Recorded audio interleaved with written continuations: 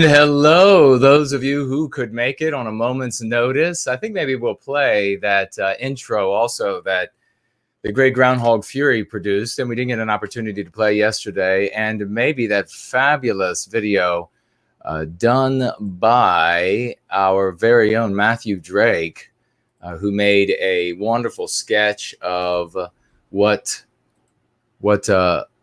so I guess some of a speech that I gave when I was speaking with Woes. Actually, I apologize while I'm doing a few things here. I'm just rolling in, coming back from the tax man, and let me pause this. Entropy is now up. So work the tax man back here to work for you all, and make sure, actually, now mentioning taxes, when you are in the white positive sphere, if you are in any way participating in any way, make sure that when you do your taxes, you really double cross your T's, double dot your I's, because this is one of the ways that they endeavor to pull us down. Is they say, whoa, there's been some tax anomaly here, some sort of indiscretion. Forgot to pay 2 pennies over here or 2 pennies over there. And then they go out into the world and they say, look, these are just people who are evading their taxes. Meanwhile, I guess it doesn't strike many people that we're the one paying taxes, not the ones who are using up the taxation that we are paying into the system. So that's how they behave, of course. That essentially is what the taxation is all about. And of course, it's not true what I'm saying. So you'll have to ask YouTube as always. But the government, the printing houses, they don't need taxation whatsoever. Taxation is about depriving those who could oppose your domination of the liquidity they need to oppose you, and empowering those with liquidity who are advancing your positions that I guess, manifest and ensure and buttress your control in society. That's what taxation is all about. And that's what it has always been about. They can print all the money they need and they enforce it at the end of a bayonet. They don't need the few dollars that they get from us.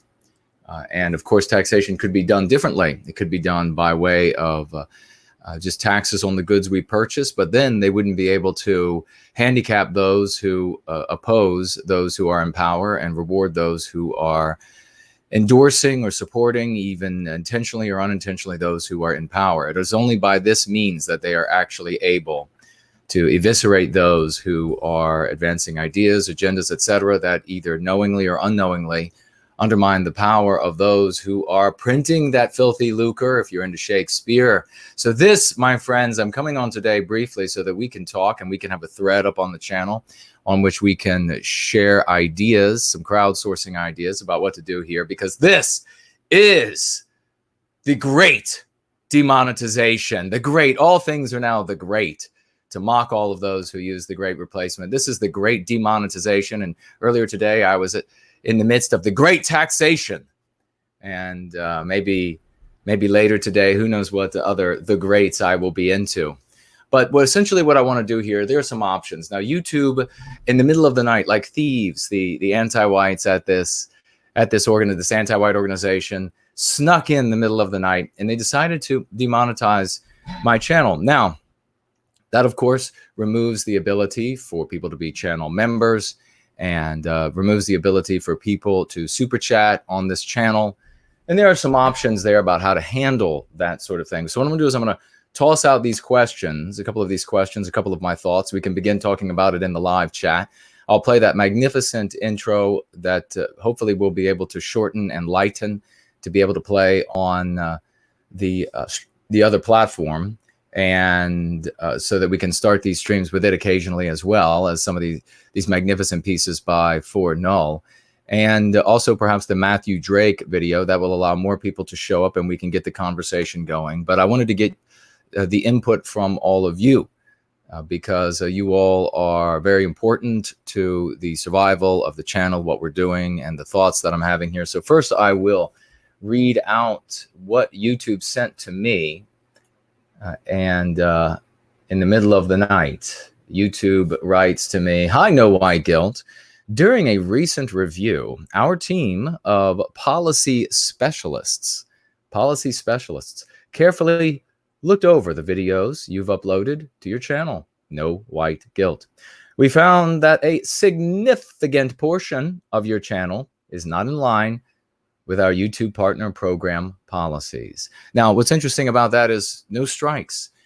Significant number of my videos are not in line with their policies, but there are no strikes on the channel. And I look right here, I am in good standing in all the ways that you can be in good standing.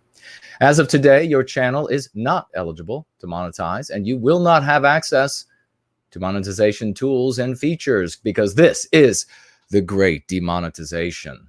Please go to your monetization page to read more about specific policies our specialists flagged.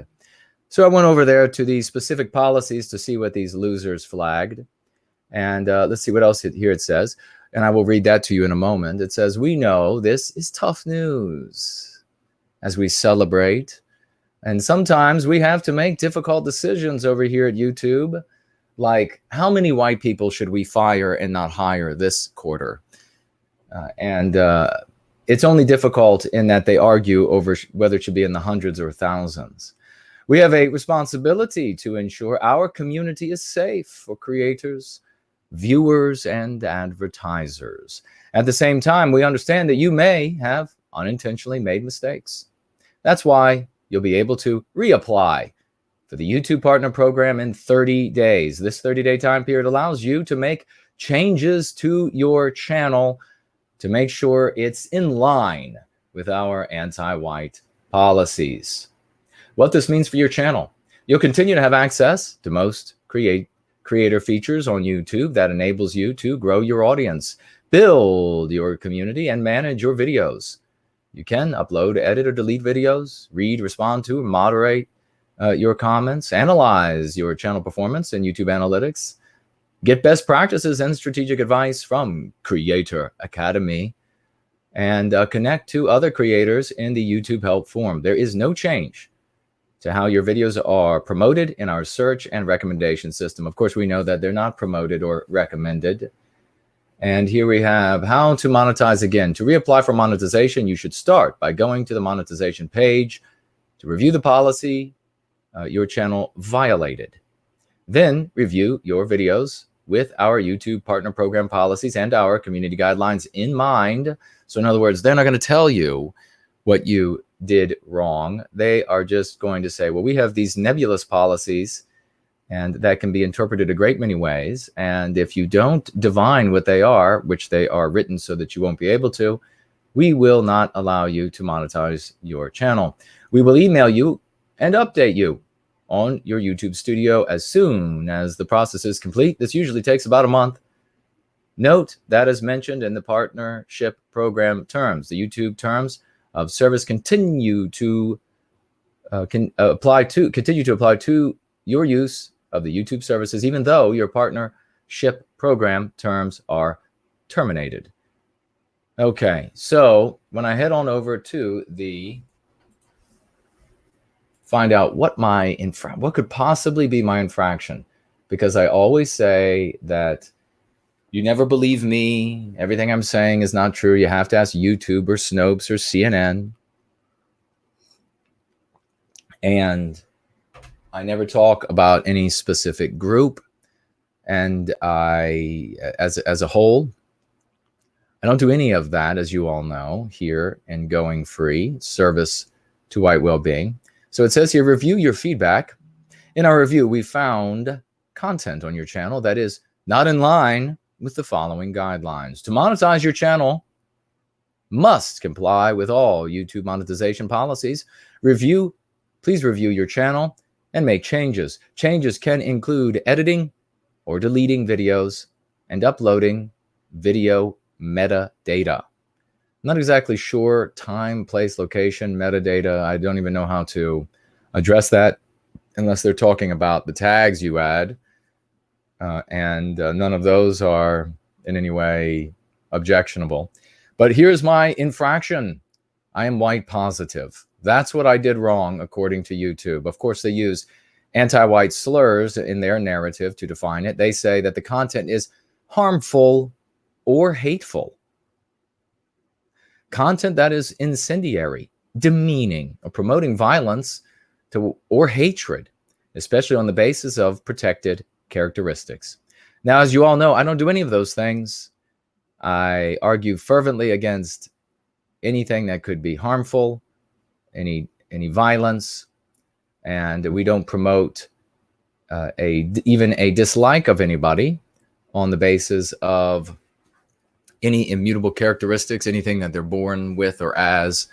And we welcome everybody to serve White Wellbeing who comes to White Wellbeing. So the real question then is, there isn't going to be a way for me to look through the videos and say, well, what in all of these videos, all 300 plus that I've made, should I pluck out? Should I edit out of these videos? And then, I mean, that would be just endless. I wouldn't know. It would be beyond it would be Rubik's Cube in 7 dimensions, trying to figure out, well, pluck this out, pluck that out, pluck this out. And by the way, it's not an easy process. Every time you edit a little thing, it goes through this recycling process. It takes hours, usually for YouTube.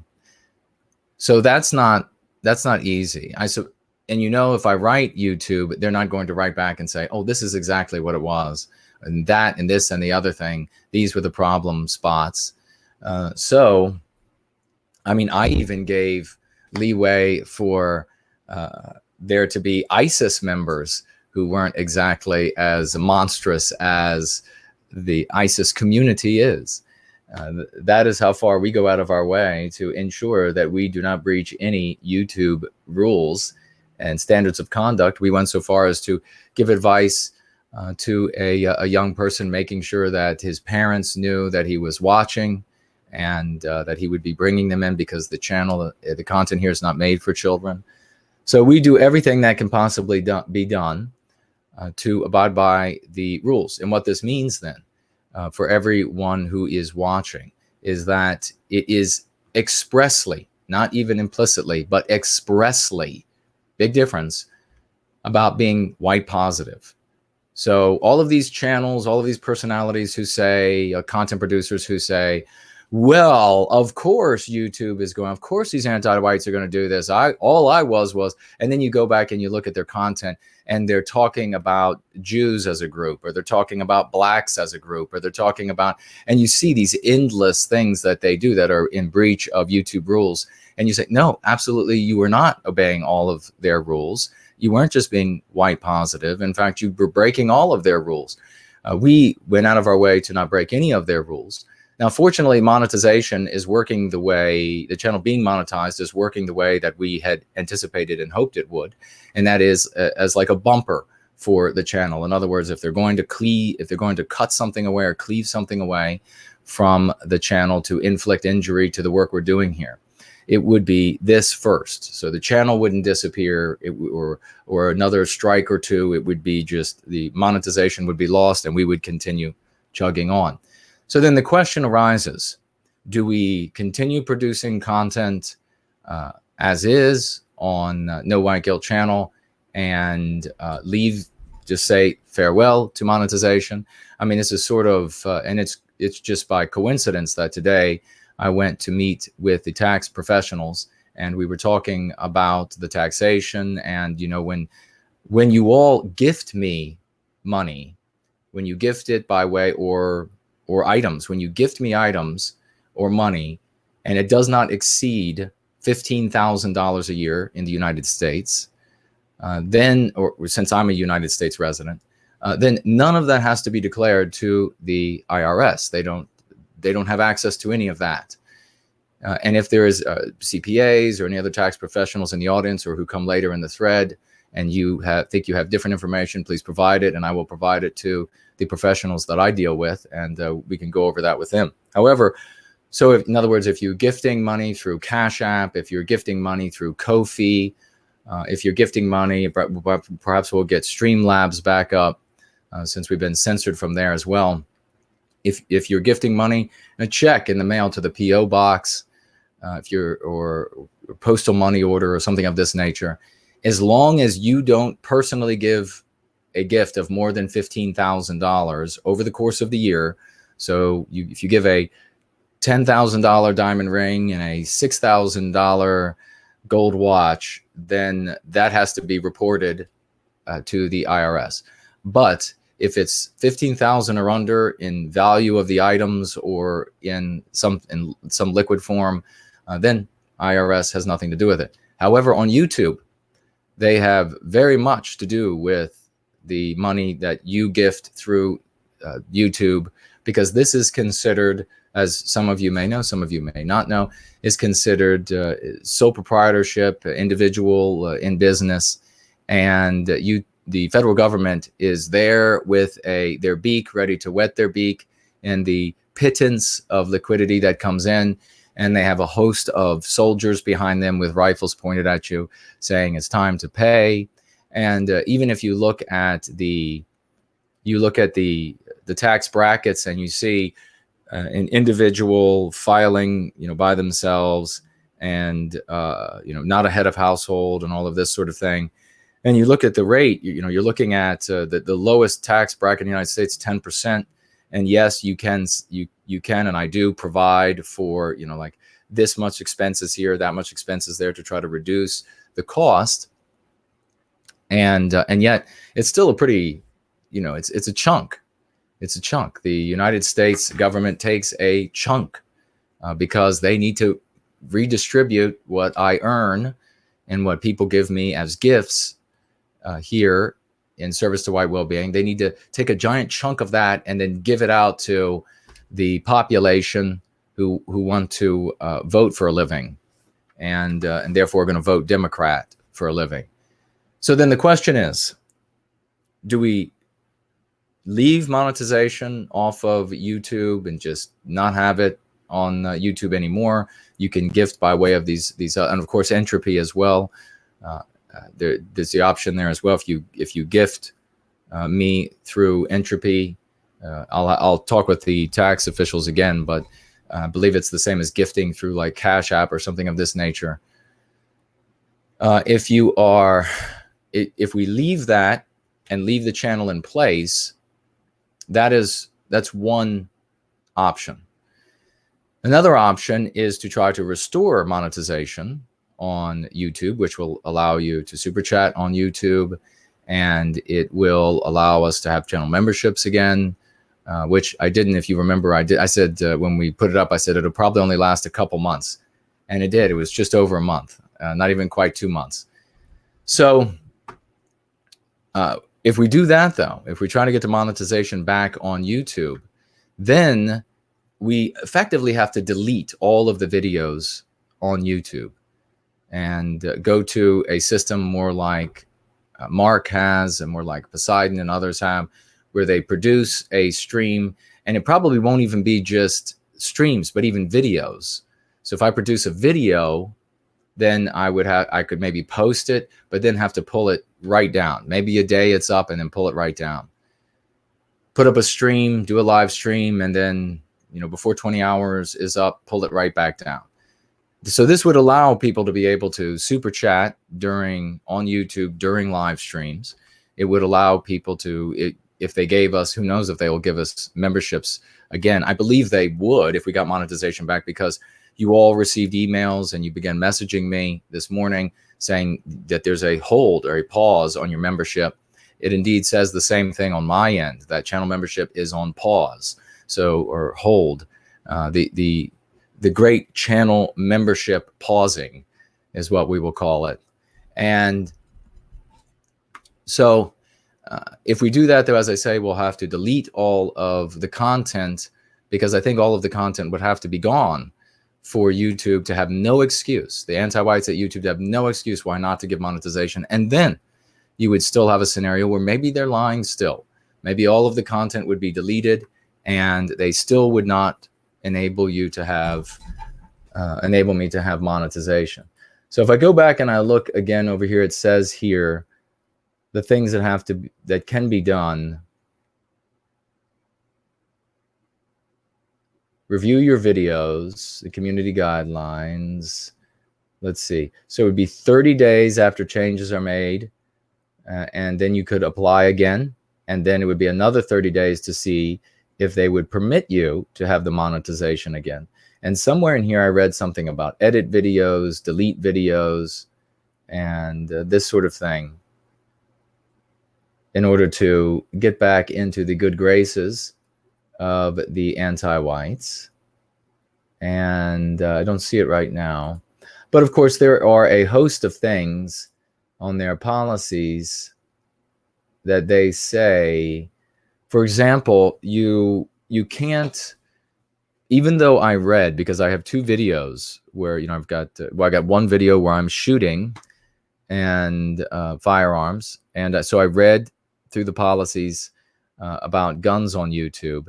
And it very clearly stated, showing folks how to make gun parts, sell gun parts, showing folks how to make bump stocks, a bunch of things like this. It said nothing about firing a weapon in a safe scenario as I was firing a weapon. But when you look on this other page on YouTube, it just says guns as just guns. I can't remember exactly which page that was on. But of course, you can find videos on YouTube where people are firing weapons, and those videos are still in place. Of course, they're not necessarily advancing white well-being like we are. So these are the things to consider now. And I want to get your thoughts. And those of you who have either heard rumors or been directly associated with or talked with people about their scenarios with YouTube and monetization and steps they took, results they had, and also those who are, since I mentioned some about taxation, anybody who is tax professional. Of course, I understand that you cannot officially give advice if you do not have a license to do so, thanks to licensure out there, kind of the same way that academia works, where an academic says, especially when it's a French academic, says something should be a certain way, and then everybody just says, oh, okay, then it has to be that way. A French academic said that. That was what I forgot to mention yesterday to you all. I was talking to the wonderful French woman, and I asked her, why is it that so many English speakers are so enamored by the fantastic replacement? And she said, it's a very peculiar thing, but many English speakers think that when a French intellectual says something, it is, and especially when he says it in the French language, they automatically think it is wiser than anything else they've heard on planet Earth, and they just adopt it. And she said that with a little giggle. So it's a very interesting insight into perhaps a weakness in the English-speaking world for certain ideas. So here we go. Let's see what you all are saying, and then we're going to go over. Let me play this for you. You guys are going to just love this. Well, I'll read some of this, and then we'll get into your suggestions, questions, and that sort of thing. We're not going to be around long tonight. Not even an hour, I don't think. I just want to get this up, talked about, and get some thoughts in the live chat and on the thread afterward. I see here Greek Tribesman is here, Ross Hunter, and NWG MMO RPG. I don't know what that means, but hello to you, Ross. Apollo, Mr. Booga, hello to you. Greek Tribesman, great to see you. Sismic, hello. Nancy is here. Maternal Maiden is here. Your chats are making it through, young lady. Good to see you. Nancy and Viking Renaissance and Jules. Let's see. Full Moon, Watch Rider, great to see you. Great Coconut is here. Aunt Sally, Euphemia. Jared George is here, or was here. Hey, brother, if you're here still. Yes, we have to find ways around it. Great Ray is here. Great to see you. And let's see, who else? Anybody having any thoughts? Tipsy McStagger is here. Great to see you. 41BMC, the magnificent Kevin. Bob is here. Okay, so we'll first take a look at this great intro that was made by Groundhog Fury. Absolutely amazing. Let me first do this just to make sure it's loaded properly. I hate it when the video skips around. So everything on YouTube should just run smooth, shouldn't it? since they lie and deprive and cheat and steal the way they do. Okay, let's see. I'll back this up. And we'll take a look at this.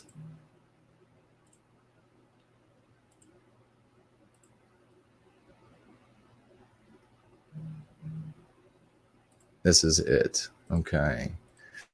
Here we go.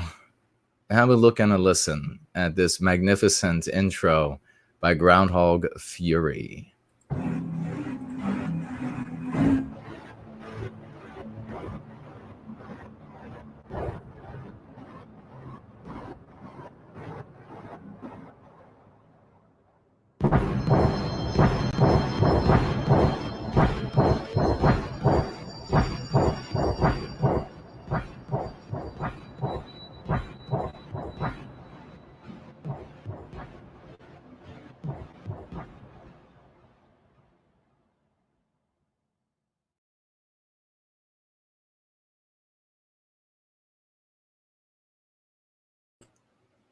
Magnificent three-dimensional intro to the show. I can't wait to have that uploaded to a little bit lighter, a little bit shorter, and it'll be able to be used at the beginning of the Going Free streams. What a remarkable talent he is. So very exciting to have him join the community in such a loud way, if you will. So let's see what you all are saying over here, and any suggestions, any thoughts. Caper Mel is here. Great to see you. Count is here. Mark is here. American is apple pie. Funky honky. I like that. Dave the Impaler and Justin Lee, the Wisdom Tooth, Jacob. So many folks showing up when they're like, demonetized. The other day we had people saying, how is it that you function on YouTube? Well, very, with great difficulty is the answer to that question. Caper Mel says, hey, no, Gil, can't stay, unfortunately, but wanted to say hello. Well, thank you for that. A big hello back to you. Ezra is here. Hello to you. One Eye Moon. Hello to you. Lil Frig, hello. A big wave back in return. Okay, Watch Rider. A Massive Gun Channel does gun videos all the time, Jason, and he doesn't have any issues that I'm aware of. Okay. And he's shooting, I guess, and he's not showing how to make the weapons, so not selling them. So I think the shooting is fine. It's just being white positive. Greek Tribesman, my wireless company blocked me from your website.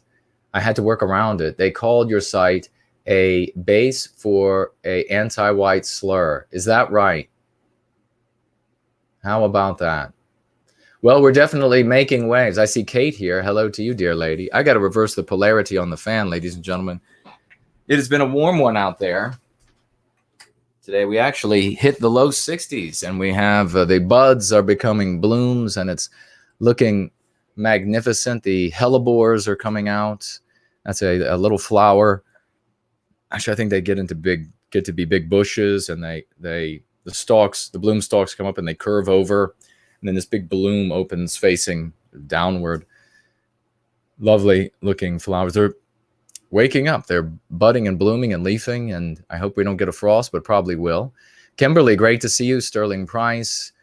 So Greek Tribesmen, how about that? Their actual cable company is taking note now. Well, remember, we did have governments in Europe that shut me down, and then something happened, and we had access again. So who knows? Maybe we'll have the governments in Europe once again denying. We have whole cable companies taking note and shutting people down. Your Wisdom Tooth says, yeah, let's just trust someone who had to go a university, get the gears going, then got into 100,000 in debt for a piece of paper. You're talking about tax professionals? I don't think all of them have to go through that. I mean, obviously somebody working as CPA in a big company or something, that would be different. But I think there are colleges, not universities, where you can go be trained to do taxation in general. And of course you have to get the licensure. Apple Pie says best wishes. Well, thank you so much. Euphemia says hello, Jason. Well, hello to you, my dear friend. 41BMC saying hello as well. A big hello to you. Dr. Kevorkian, don't need you just yet. But if we ever do, I'll give you a call. It says here, hello, it's been some time. It has been some time. Where have you been? Thanks for the return. Ray says 2 diamonds from Neptune on D Live, and that person says, Neptune says, put long-term content on BitChute. I've got to say, I despise BitChute. I absolutely despise it. And although the people at BitChute have been semi-responsive, I'm beyond fed up with trying to. Patience has been tried beyond the breaking point with them. I mean, they can contact me when they actually get a platform up that works. I'm sick and tired of, I mean, I take these videos, when I make a video and I go to upload it onto BitChute, it's like 6 hours later, they say, oh, your content has been successfully uploaded. If that happens, and I follow their directions exactly, the right types of files, the right type, everything the exact same as they say. And then so sometimes I'll upload and it'll say, okay, it's processing. And then many hours later, I find out, okay, it didn't work. Try again. Well, you might say, well, that doesn't sound like that big of a problem. It is that big of a problem when you have 1,000 things to do a day and you want to get something done and move on to the next thing. You don't want to have to keep looking back to something that you executed a day earlier or the day before that and then have to go through the process again. There's an immense, if you know about productivity, you know that if you have a task that you're working on and you don't move from it, you can move through that task readily. If you keep interrupting that task, every time you come back to it, it's not like the interruption time was all that there was that is missing from the totality of what it would have taken.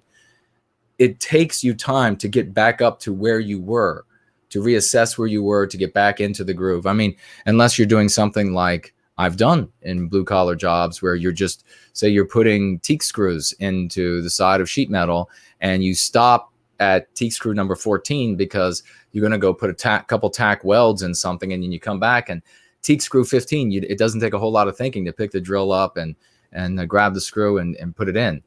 That is not the same. But when you have a lot of these things that require a lot of thinking to get back into stride, then it's just too much of a problem. And uploading to BitChute every now and then is, with these independent videos, is fine. I know for some people it works beautifully. I don't know why.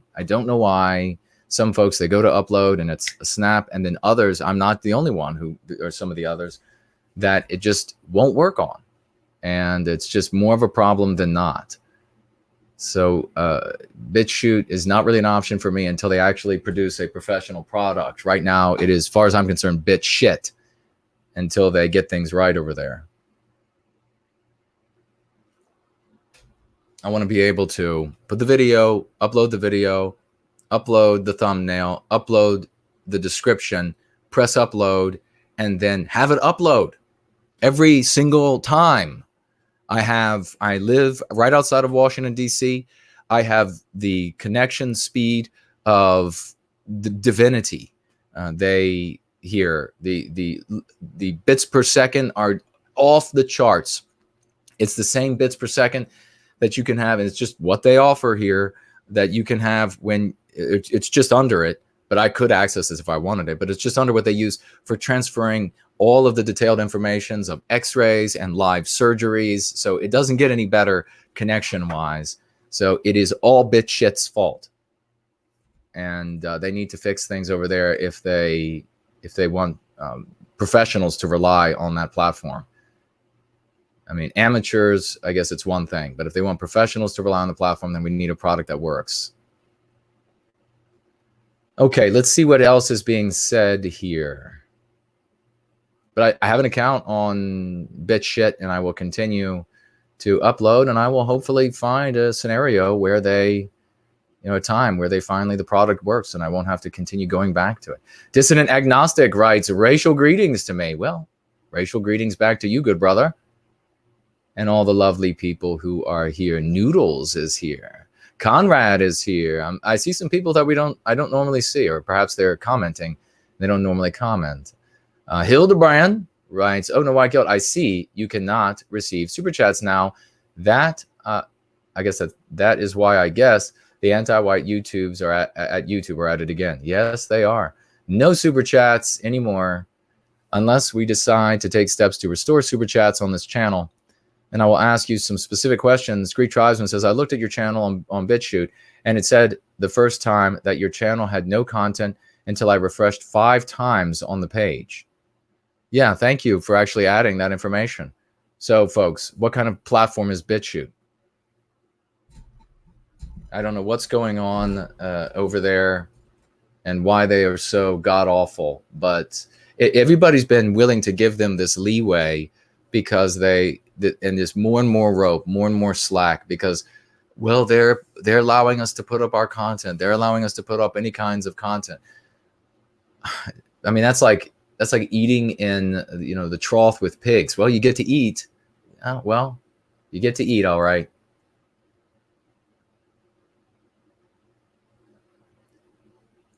Traversing the Divide says, hello back to you, my dear friend.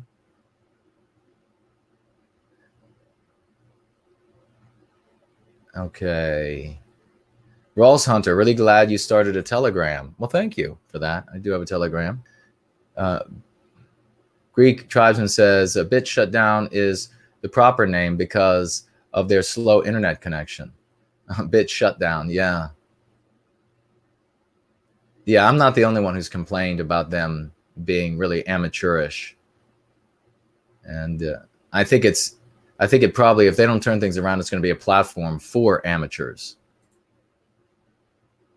Somebody who has nothing else to do in their life, and they can sit around all day long and screw around with BitChute and try to get their video up and get it to stay there. Forgotten Weapons is another gun channel that does shoots. Okay, good. Well, then I'm fine with my shooting video. So thank you very much for that information. So the question, everybody, is, and do you all see this any differently? And I will summarize. In the middle of the night, this is the question I'm putting to all of you to get your feedback, ideas and interpretations as well of what took place, what is taking place. Middle of the night, the anti-whites at YouTube decided to demonetize No White Guilt channel. They said that the crime that we committed was being white positive. Of course, they frame it. We frame it as serving white well-being, protecting white children in our story, being white positive. And to them, doing that, being white positive, serving white well-being, is something evil. And the words they use for it, and here it is, I'm looking at it, in black, white, and red, harmful or hateful content. So what they're saying here, and I think it's almost like a trap. You all can tell me if it is or if it isn't. Get your input on this. We are crowdsourcing this. They're saying here, you can get your monetization again.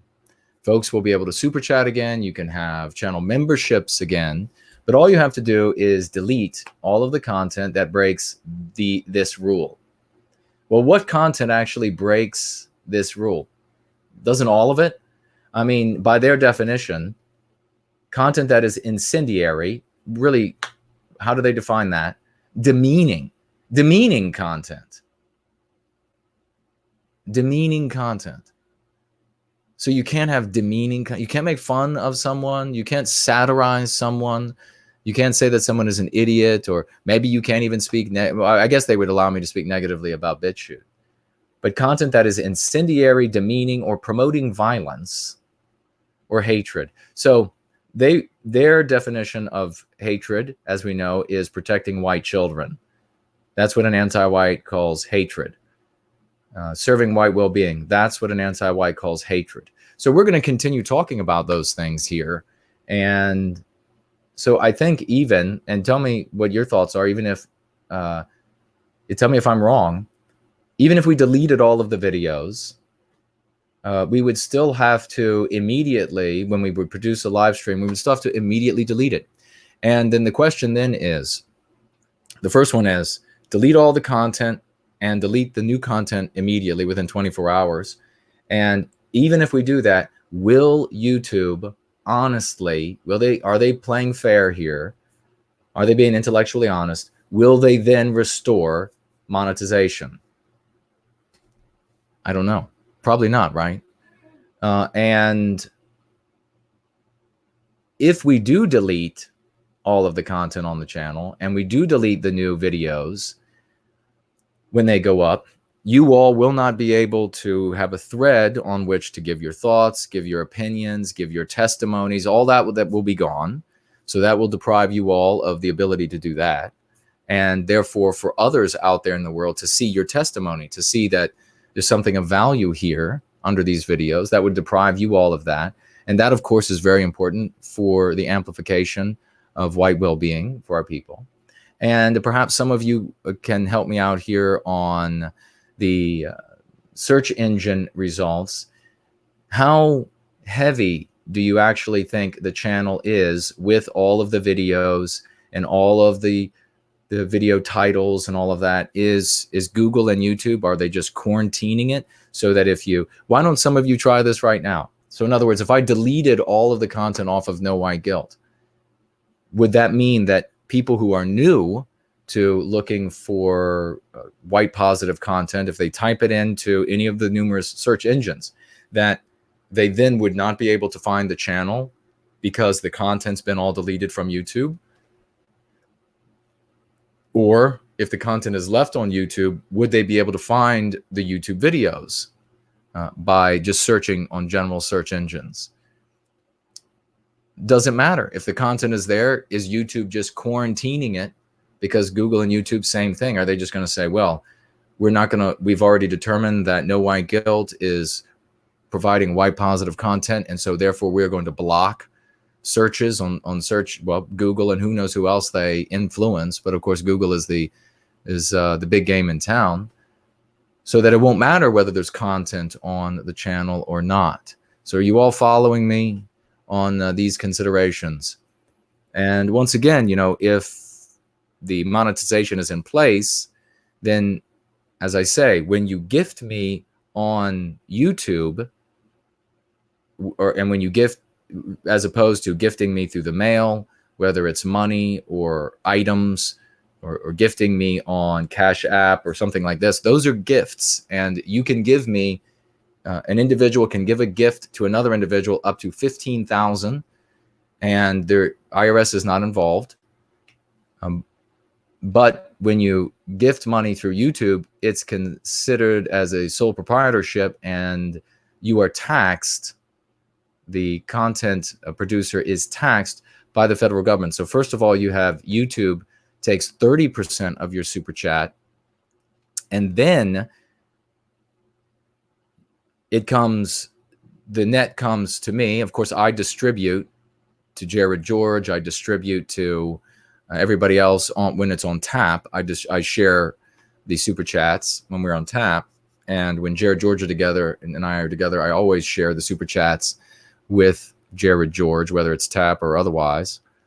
And but that money comes to me, but the total number doesn't change for me. And then that goes to the government, and the government says, well, you are in the 10% tax bracket, but based on the totality of your income, that 10% and by the way, this is not like your normal employer. When your normal employer is paying some of your taxation, when it's coming through here, I have to pay for all of the taxation. I am effectively the employer as well.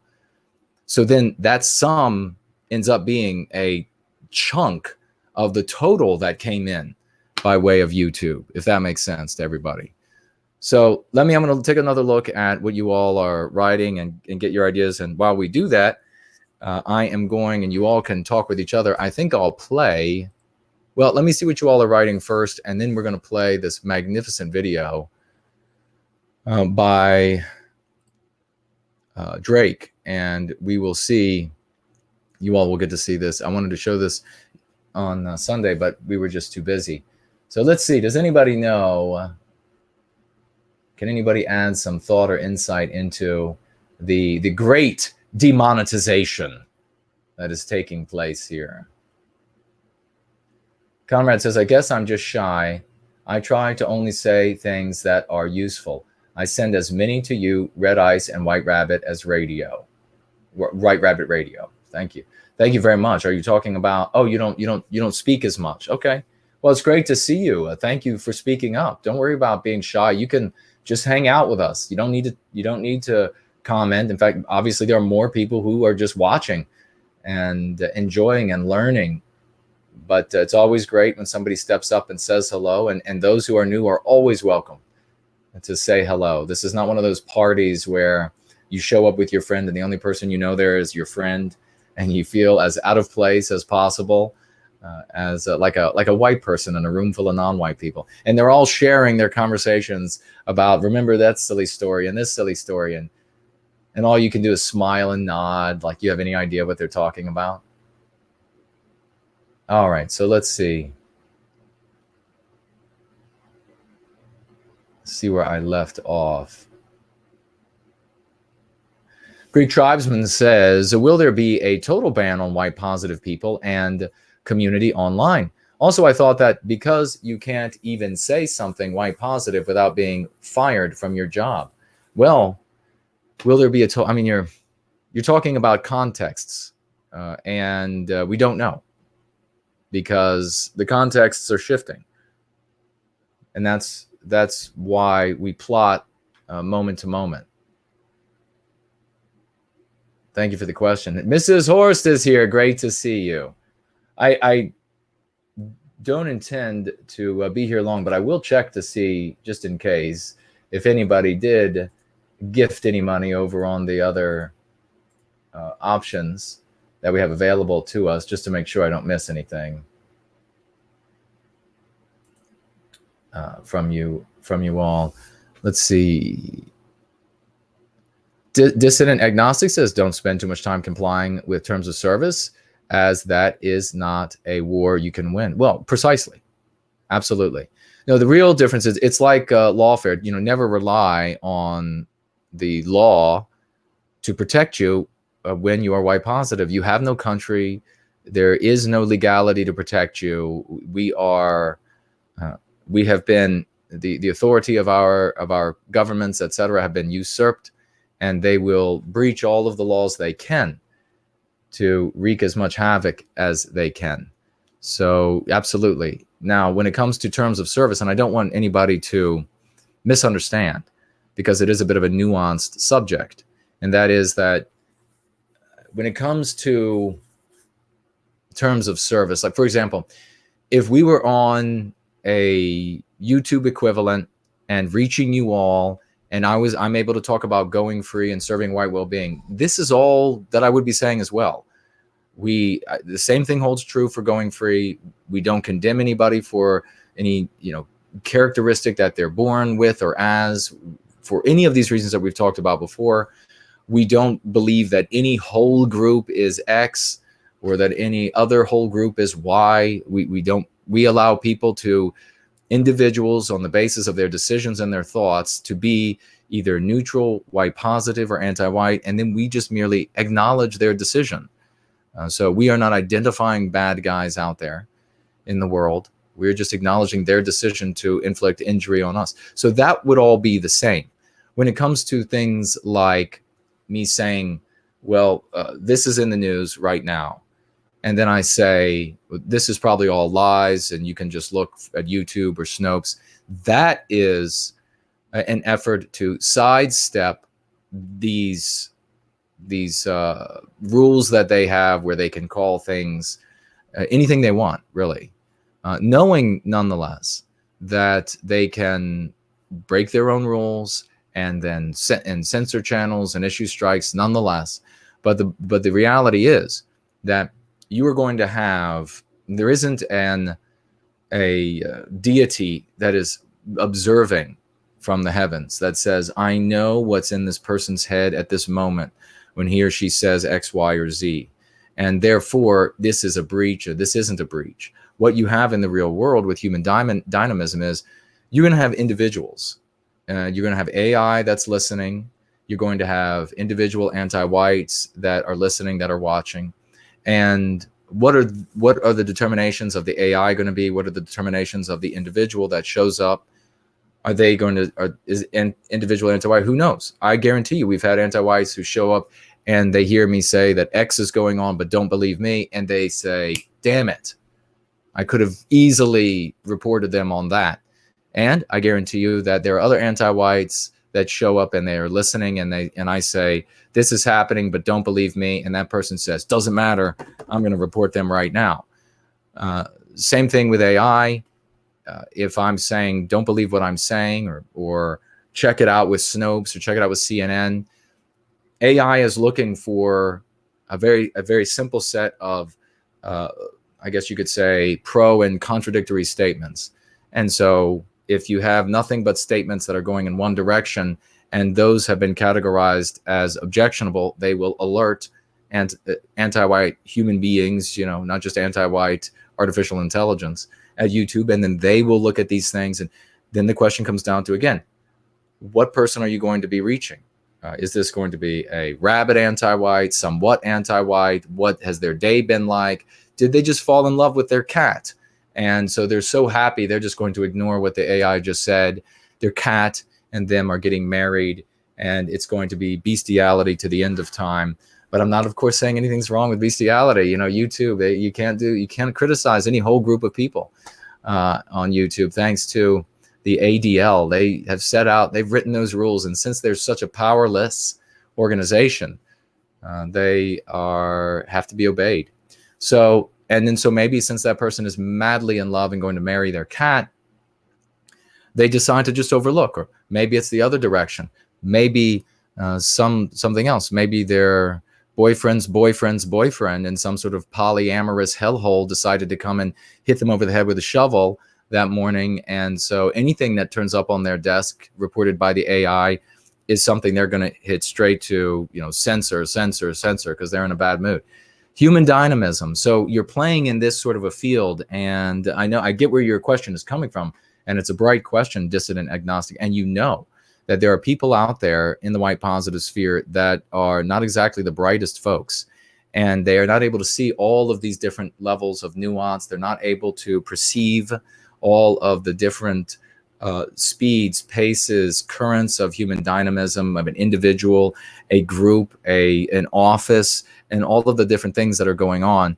And to them, walking a tightrope is beyond perplexing. And so they come to these Dunning-Kruger-esque type of conclusions about why somebody's on YouTube, why this hasn't happened, or why that hasn't happened to them. And we just have to accept those people for being really dumb, and then give them a heavy bag to carry to the trash truck. But thank you very much for that question there. William Runner says, yes, what the hell, no white guilt. Their rules are subjective and resolved to opinion. It's BS is what it is. It sure is. We have Apple Pie saying it's ridiculous. It is ridiculous. Watch Rider says, is Gab worth looking at for live streams? Are they live streaming yet? Thank you very much, Watch Rider, for the question there. I know that the Gab is an option, if not now, for the future. Now, LG, the wonderful young lady that she is, has just hit upon a subject that I haven't mentioned yet, and that, of course, is monetizing the gardening channel with my friend who owns the gardening channel. And that's a possibility, to monetize the gardening channel. And that's something else that we can consider, and you all can weigh in on, give your opinions on. I think Annika was here, and of course we know that Annika is a very bright woman, and we hope that she will weigh in with some of her opinions as well. And Julius is here, Machiavellius, hello to you. And let's see, Jay, this Cheever is here.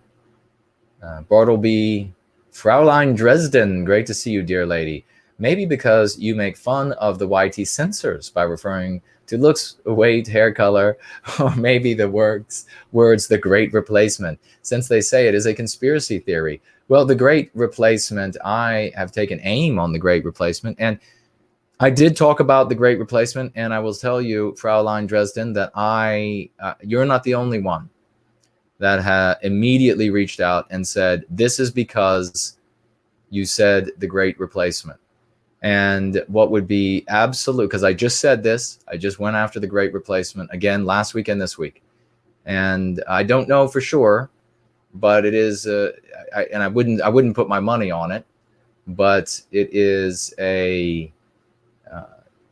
it is not impossible that it was the straw that broke the camel's back or the sole item. But remember now, I was arguing against the use of the great replacement because it is asinine. It is as dumb as the fantastic replacement. And of course, when I say fantastic replacement, you all think, well, that means wonderful. Well, just like the word great, fantastic has two meanings. Wonderful is its common use, just like the word great is more commonly used as wonderful. But the other meaning for fantastic is fantasy, not true. So I argued against it. Maybe I said the fantastic replacement, meaning that it's not true. So I don't know, but maybe it was just simply mentioning it. The AI heard it, but then others have said it as well. So we'll see if other channels, I do know that there was, and maybe you all can fill me in. A couple of months back, there were quite a few people saying that that particular phrase was detrimental to their channels, that they suddenly received strikes, and they thought it was because of that phrase. So if you recall this and you know the content creators that said so, please chime in, let me know. Frank says, I have no white guilt. Well, I'm glad, brother. Keep going free. Justin Lee says, me too, Piers Taylor. No white guilt. Do you still not like DLive? I hate DLive. If you covered this, I'm sorry. I'm fixing a snare drum, and the show doesn't have my full attention. No worries, brother. No worries at all. Please get the drum right. I really don't like DLive. DLive doesn't like me. DLive denied me affiliate status membership as soon as this magnificent Asian American anti-white individual purchased it from China, whoever owned it in China. And this guy is in California, I believe. And well, I guess with all his wealth, he's a world citizen. I think he's in his late 20s or something like this. And he decided immediately that, I guess, folks like myself and also JF, for example, were in the same span there, applied for affiliate membership. We were well beyond the rules that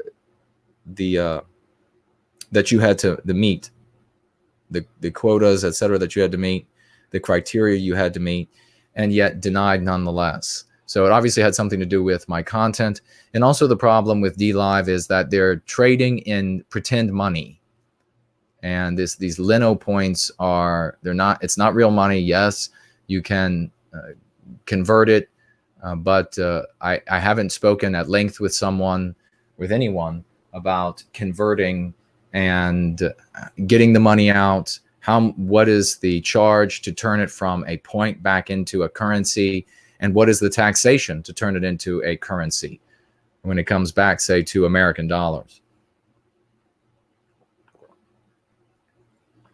Of course, I have a fiduciary responsibility in a way. I mean, that's a professional word, so I guess I shouldn't say that. I have, and we don't have a professional relationship, but I have nonetheless a responsibility. If you gift me money, whether you buy Lino points with your dollars or pounds or yen or krona or whatever it is, you purchase these points and then you gift them to me.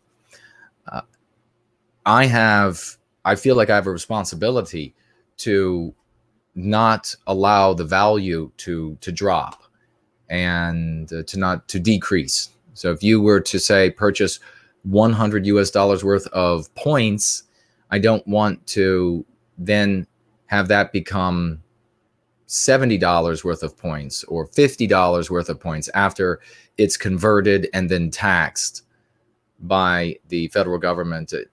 So that's something that has to be looked into, and it's the kind of thing that would give me more work to do on top of the time I don't have already. So every show I would have to be converting these things. I don't know what the exchange rate is. This is a whole nother area that I would have to, and it's just, I want to be saving white lives. I want to be helping our people go free. I don't want to become a professional in the exchange rate and the withdrawal rules and the taxation rate for Leno points. So I appreciate everybody who has given Leno points, and I open the chest to return Leno points to the folks who have given them, and I will convert them, but it's not the optimal place to go. And where I started there, thank you for the question, DLive doesn't like me. So if they won't even allow me to be an affiliate, how stable is my presence on DLive? I'll continue broadcasting there as long as they'll allow it. But I'm as inclined as not to think that if they decide, if they won't even allow me to be affiliate, pardon me, and that becomes my main location for creating content for the white positive sphere, how easy would it be, and how much would they mouths water to be able to flip the light switch off when it comes to that? Thank you very much, though, Justin. Watchrider, I don't believe it would make a difference now, as we are all pretty much shadow banned. So Watchrider is talking about deleting all the content, I guess, on the channel, and it undermining the search when people would look for white positive content in the major search engines. Katie says, work in SEO, they will bury you now because they change their terms. I just left SEO. Really? Okay. Thank you very much for that. And hold on one second.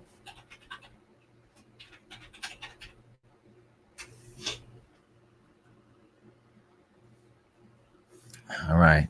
Thank you very much, Katie, for that. So when you mean you left, was this in some sort of association with YouTube? If you could provide some more frame to what your comment there, but I appreciate it. Conrad says, I'm sorry to say you have a target on your back like Red Eyes did.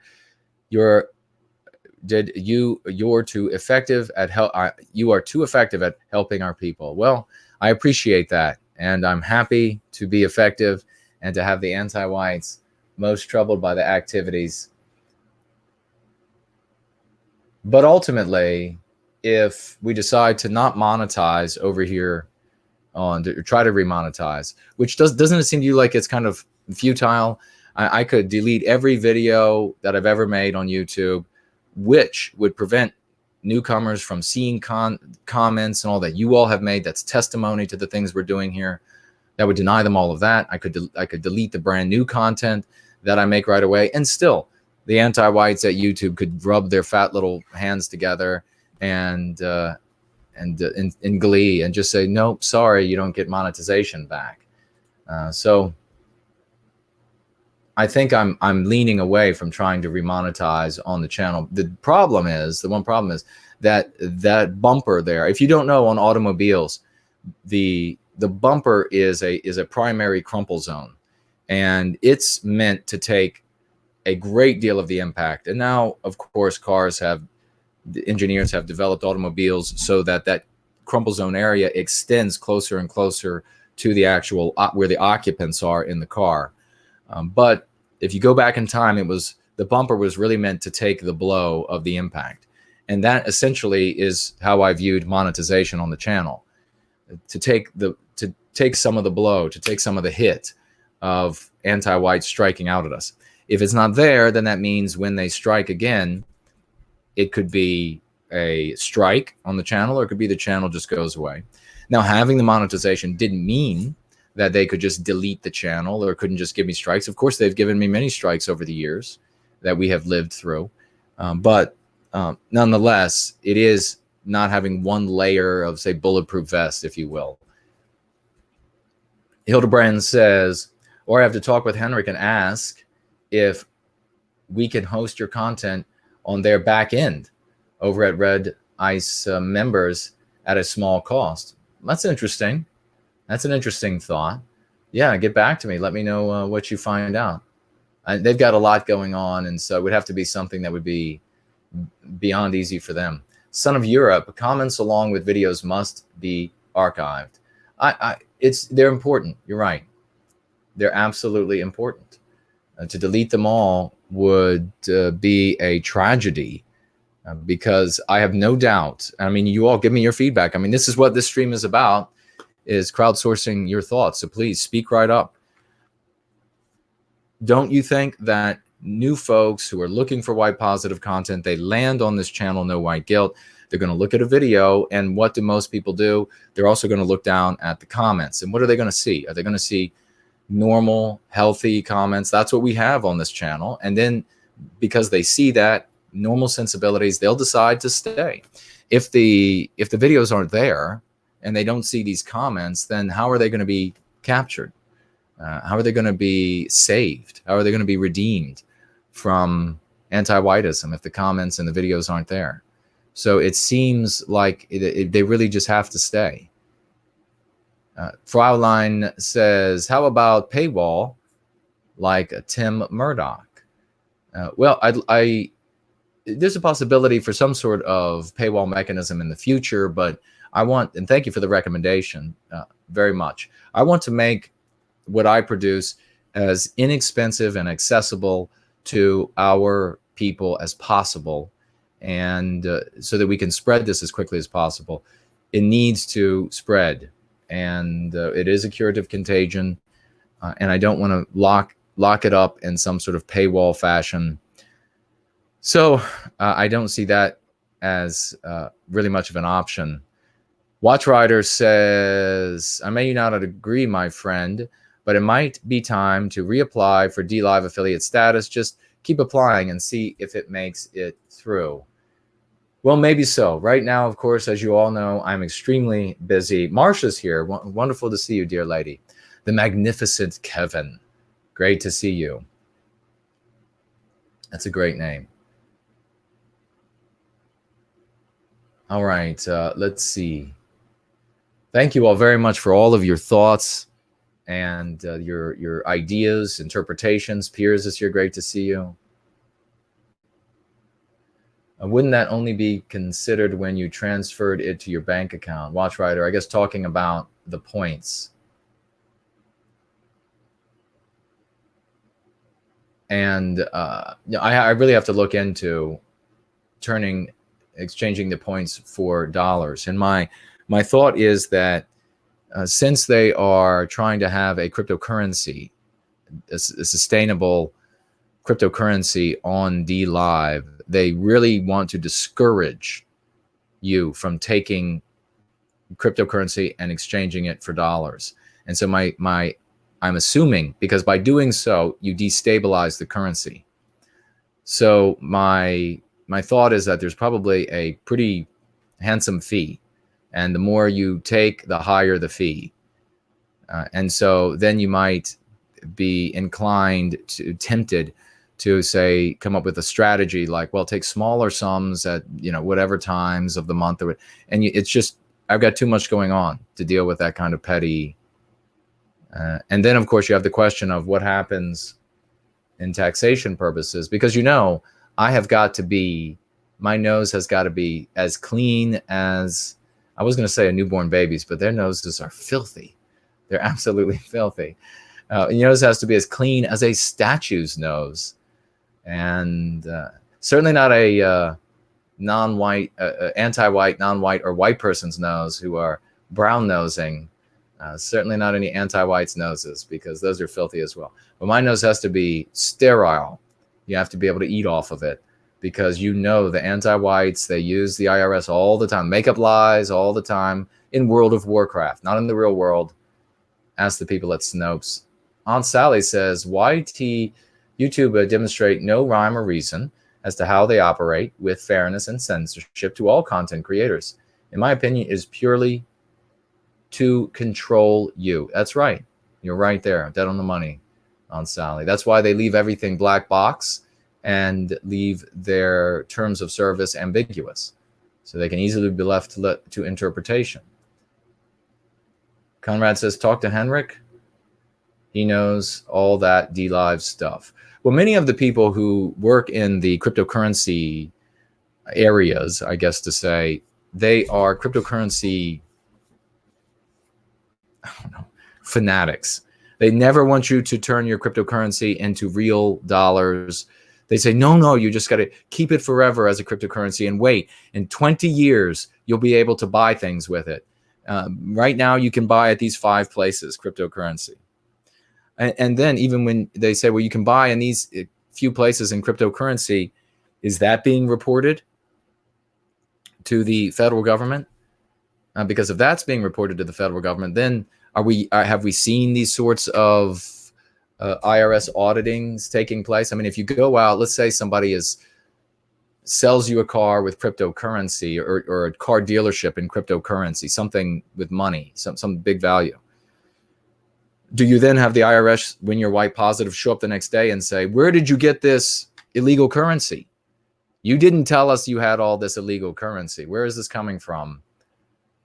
We're going to get out our endoscope and bend over, sir. We're going to have a look for the cryptocurrency. I mean, I'm going to need more information than the enthusiasm of the cryptocurrency fanatics.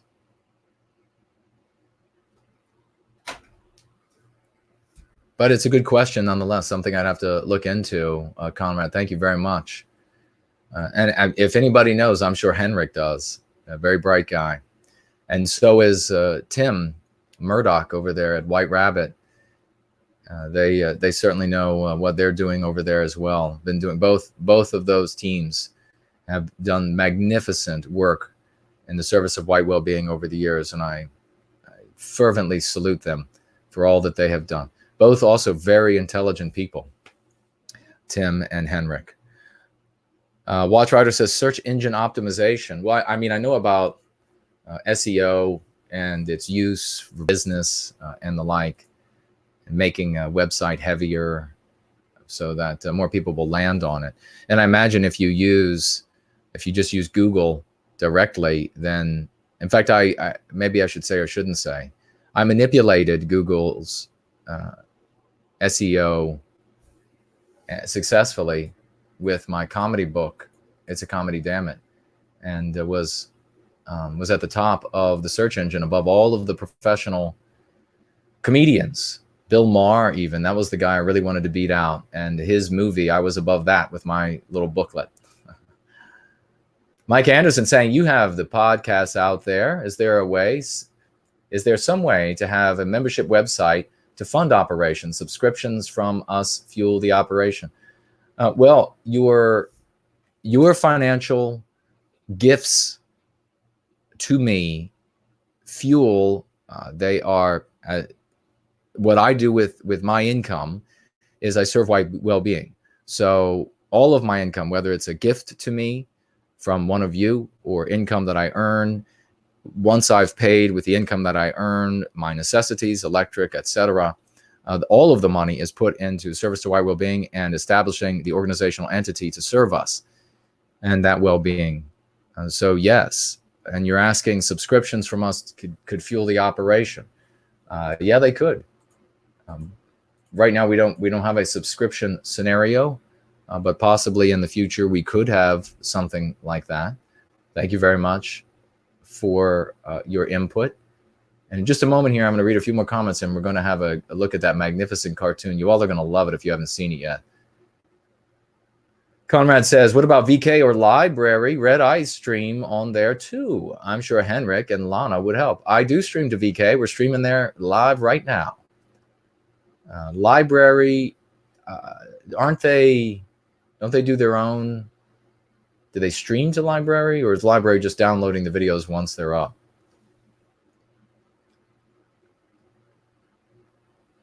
Machiavellius and Greek tribes, when they're asking about PayPal, I have been censored off of PayPal, different accounts, somewhere around 20 times. And the way that Poseidon is here, great to see you. The sea god is here. Poseidon saying the fee is $2 per withdrawal, and the ID Live. And what's the size, max, and min during the withdrawal for those $2? And what's the conversion? Does the conversion stay the same as what the points were purchased at, or do we have a fluctuating value of points versus the currency in question? Currency purchased at and currency transferred to.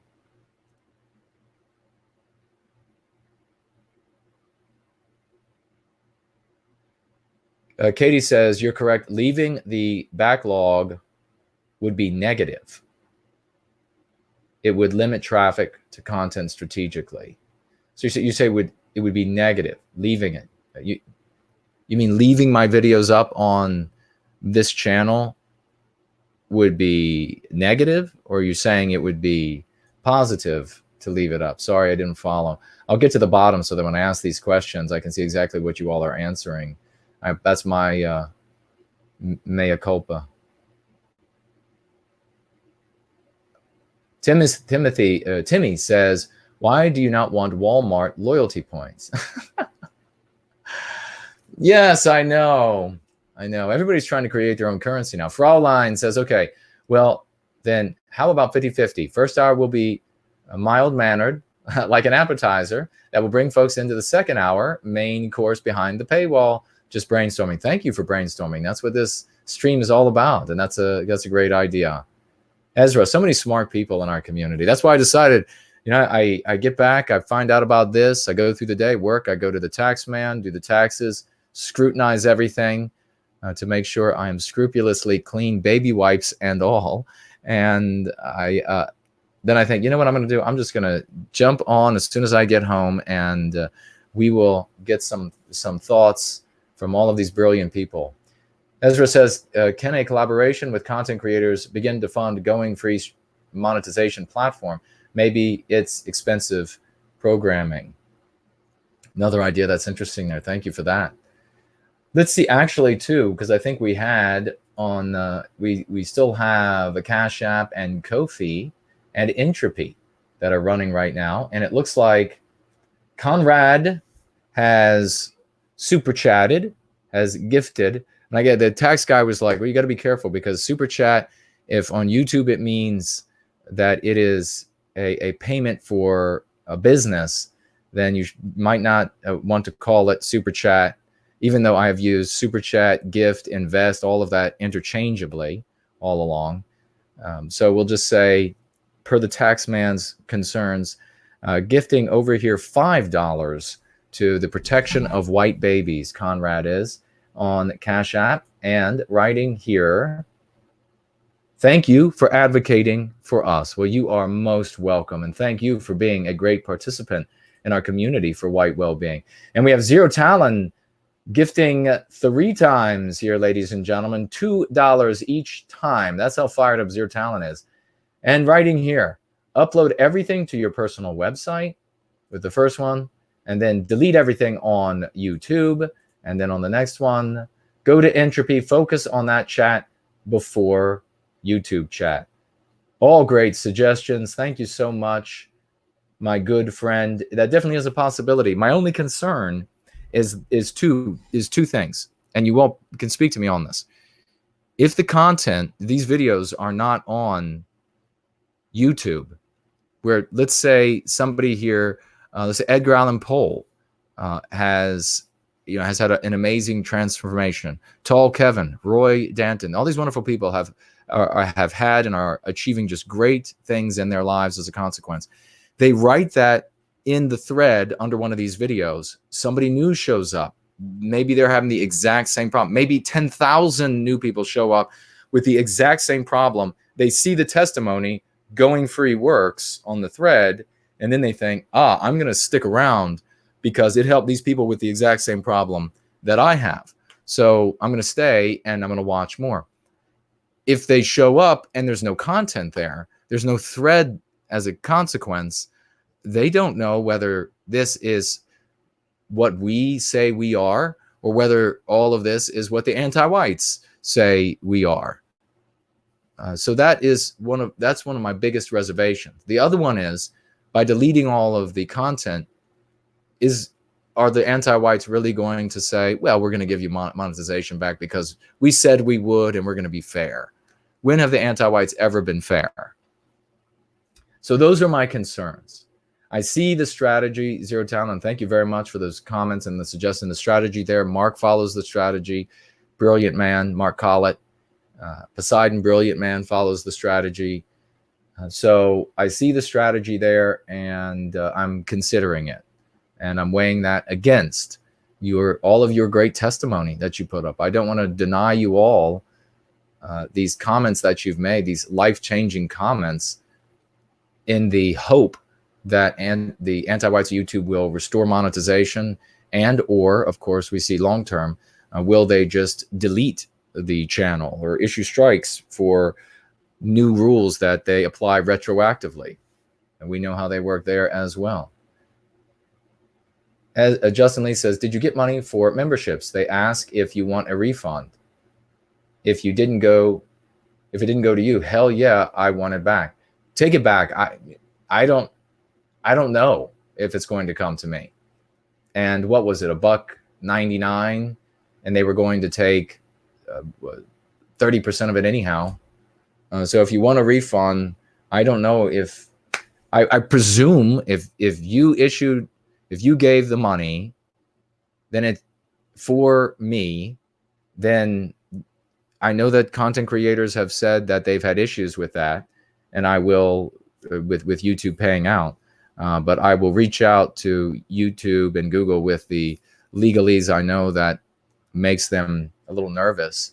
And so as I have done with other platforms that have censored me with their money, I mean, PayPal, for example, has made people wait for 3 months, and I got my money instantly. Every time that they have censored me, I have not had a problem getting my money, because if you have a little knowledge of the system, then they're more willing to just make you go away than to endure the problem that it could create. So I should get it, but and I expect to, but if you want it back, then get your refund. Apparently, Jay Cheever says, apparently one of the early Bitcoin adopters once paid 300 Bitcoin for a burger. Today, each one is worth 7,000. Yeah, think about that. Apple Pie says, just don't buy a Cutlass Supreme. They will call it a supremacist vehicle. I'll make sure not to. Zero Town says, I will look for some software that will convert YT comments to another platform. I completely agree with keeping the comments. Well, thank you for that. Katie says, I mean, leave them up. Leave up the videos so the comments are there, right? It will keep flowing. It will keep flow coming for normies and regulars, and then that can be funneled into subs on other lesser platforms. It's solely the strategic side. Yes, I agree. I'm leaning that direction, keeping the content up, and so that these testimonies on the threads are left up, so that when people show up are new, they'll read what's here. They'll see it's something very different than what they've learned in the anti-white narrative that those who care about white well-being are all about. And yeah, even though they can't gift me on YouTube, they can still gift me on these other mechanisms, on Cash App, on Ko-fi, on Entropy, and we'll get back up on the familiar alternative, and maybe we could monetize somewhere else on YouTube as well. But I think the direction that I'm leaning toward is just letting YouTube take the monetization off of the channel, not attempting to appease them, since appeasing them would only be doable if I ran a saber through my heart.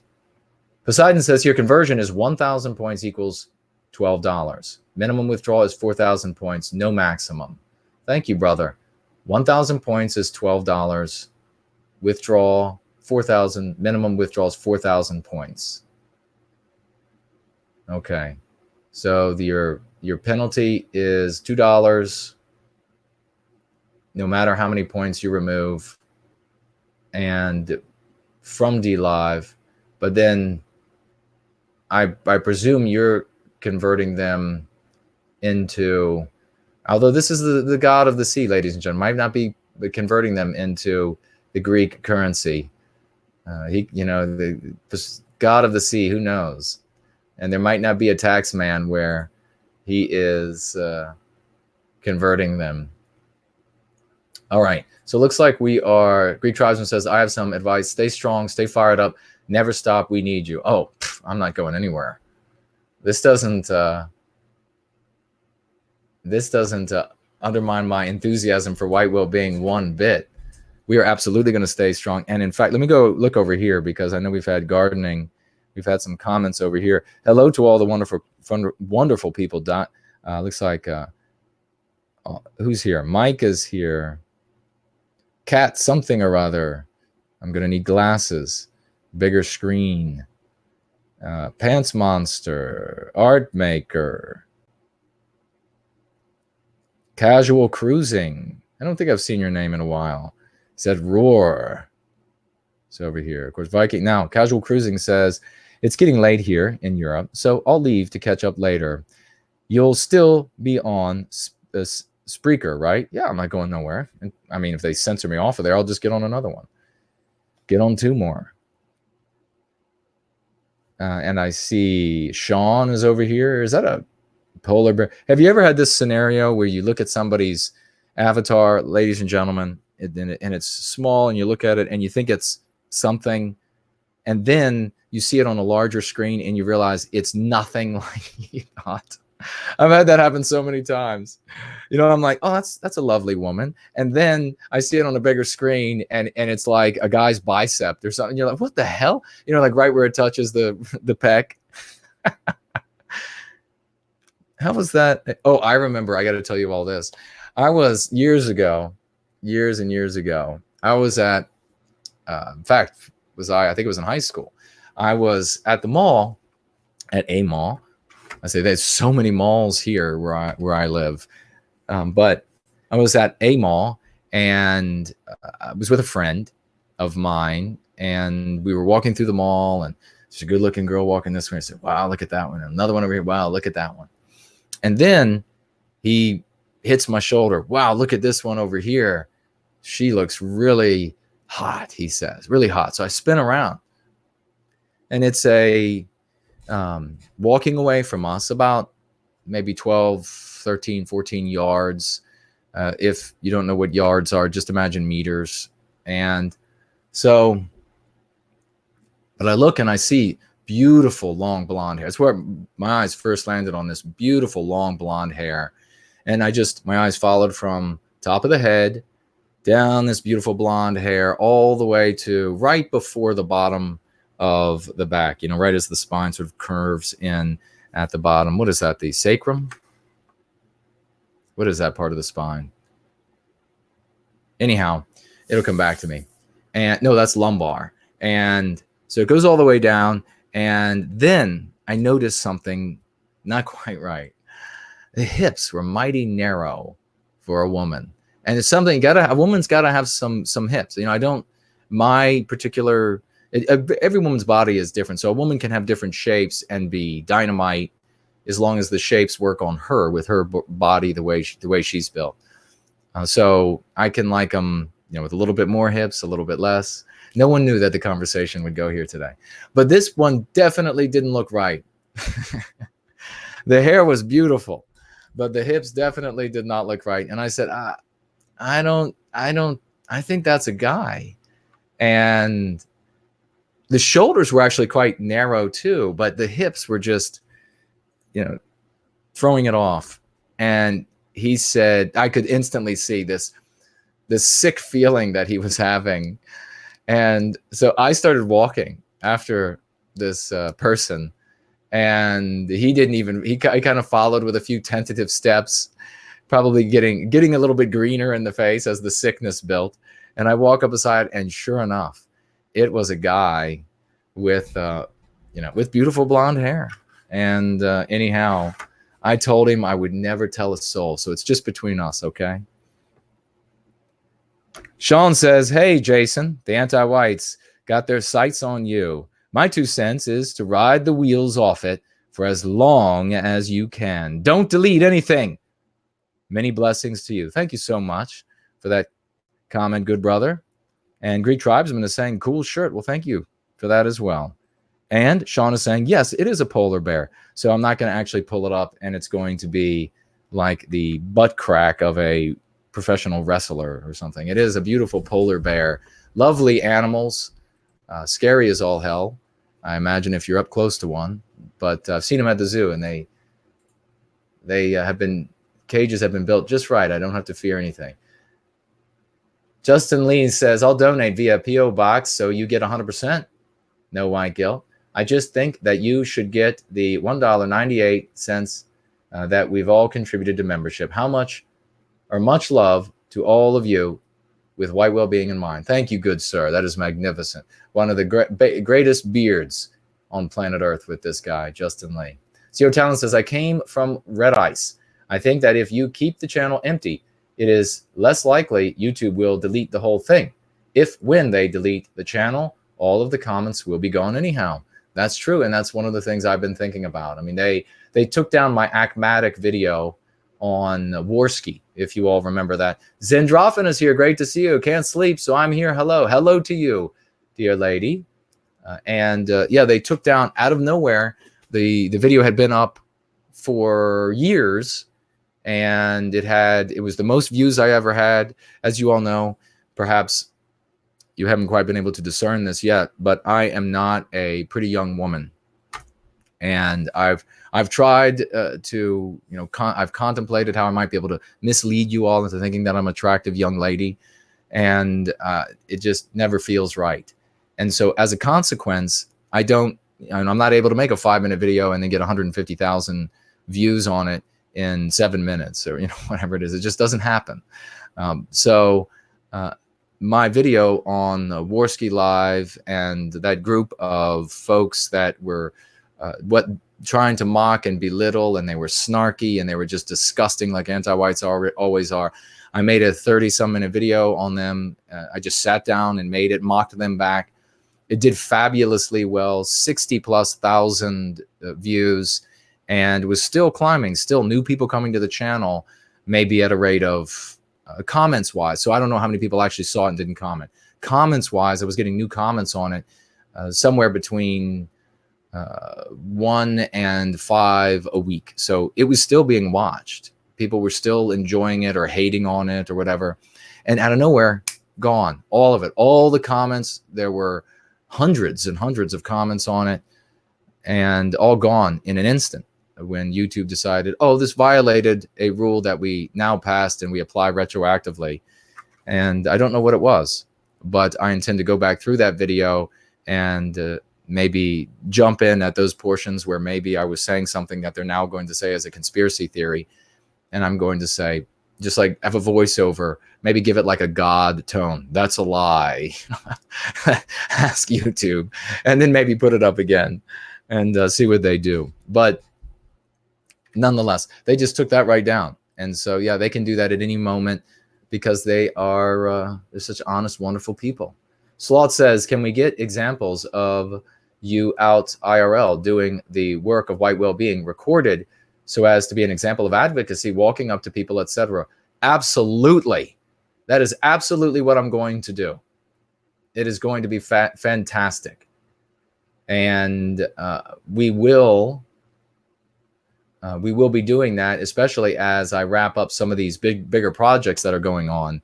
I'm going to be doing this more and more. And maybe even when I go to some of these places, I'm away from home as well, and that'll be an opportunity.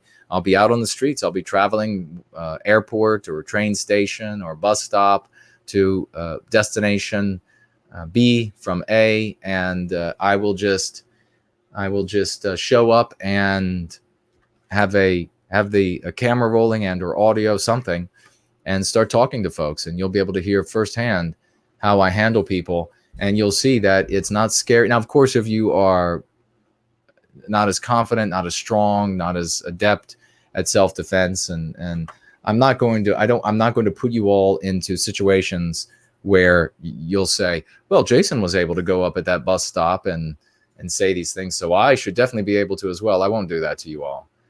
And if I do talk to somebody in a place like that, I will tell you, look, if you are in a suspect area, then don't do what I'm about to do. It's kind of like those don't repeat what you're seeing here on television caveats. Mike Anderson says, triple ha, I know the feeling. I am not a beautiful woman either. Video posted, a handful watch it. Womp womp. Exactly. Greek Tribesman says, what countries of Europe does your ancestry come from? Mine is German and Greek. Well, this will be something else. And this could be, we'll watch this video, and then when we come back, we'll finish up with your thoughts or suggestions and any other entropy gifts, we're going to call them now, according to the tax man. He says, don't use them to mean the same thing as super chat or investment. And we'll see about those questions or comments. And then, I guess I should say, and as well, you all can, it's kind of an AMA, since this is kind of a pop-up stream. I hadn't intended to do it. Normally this room looks like a bomb hit, and kidding. I can't handle it. So I will say this, ancestry, primarily my ancestry is Northwest Europe. So German, Scandinavian, English. That is the bulk of my genetic ancestry. However, I also have a Central Europe robustly present, and a little bit of Eastern Europe, a little bit of Southern Europe. So that would include your ancestry and even Russian ancestry. So I am they kind of mixed it all together for me, and I'm good with that. I'm fine with that mixture. And so thank you for asking.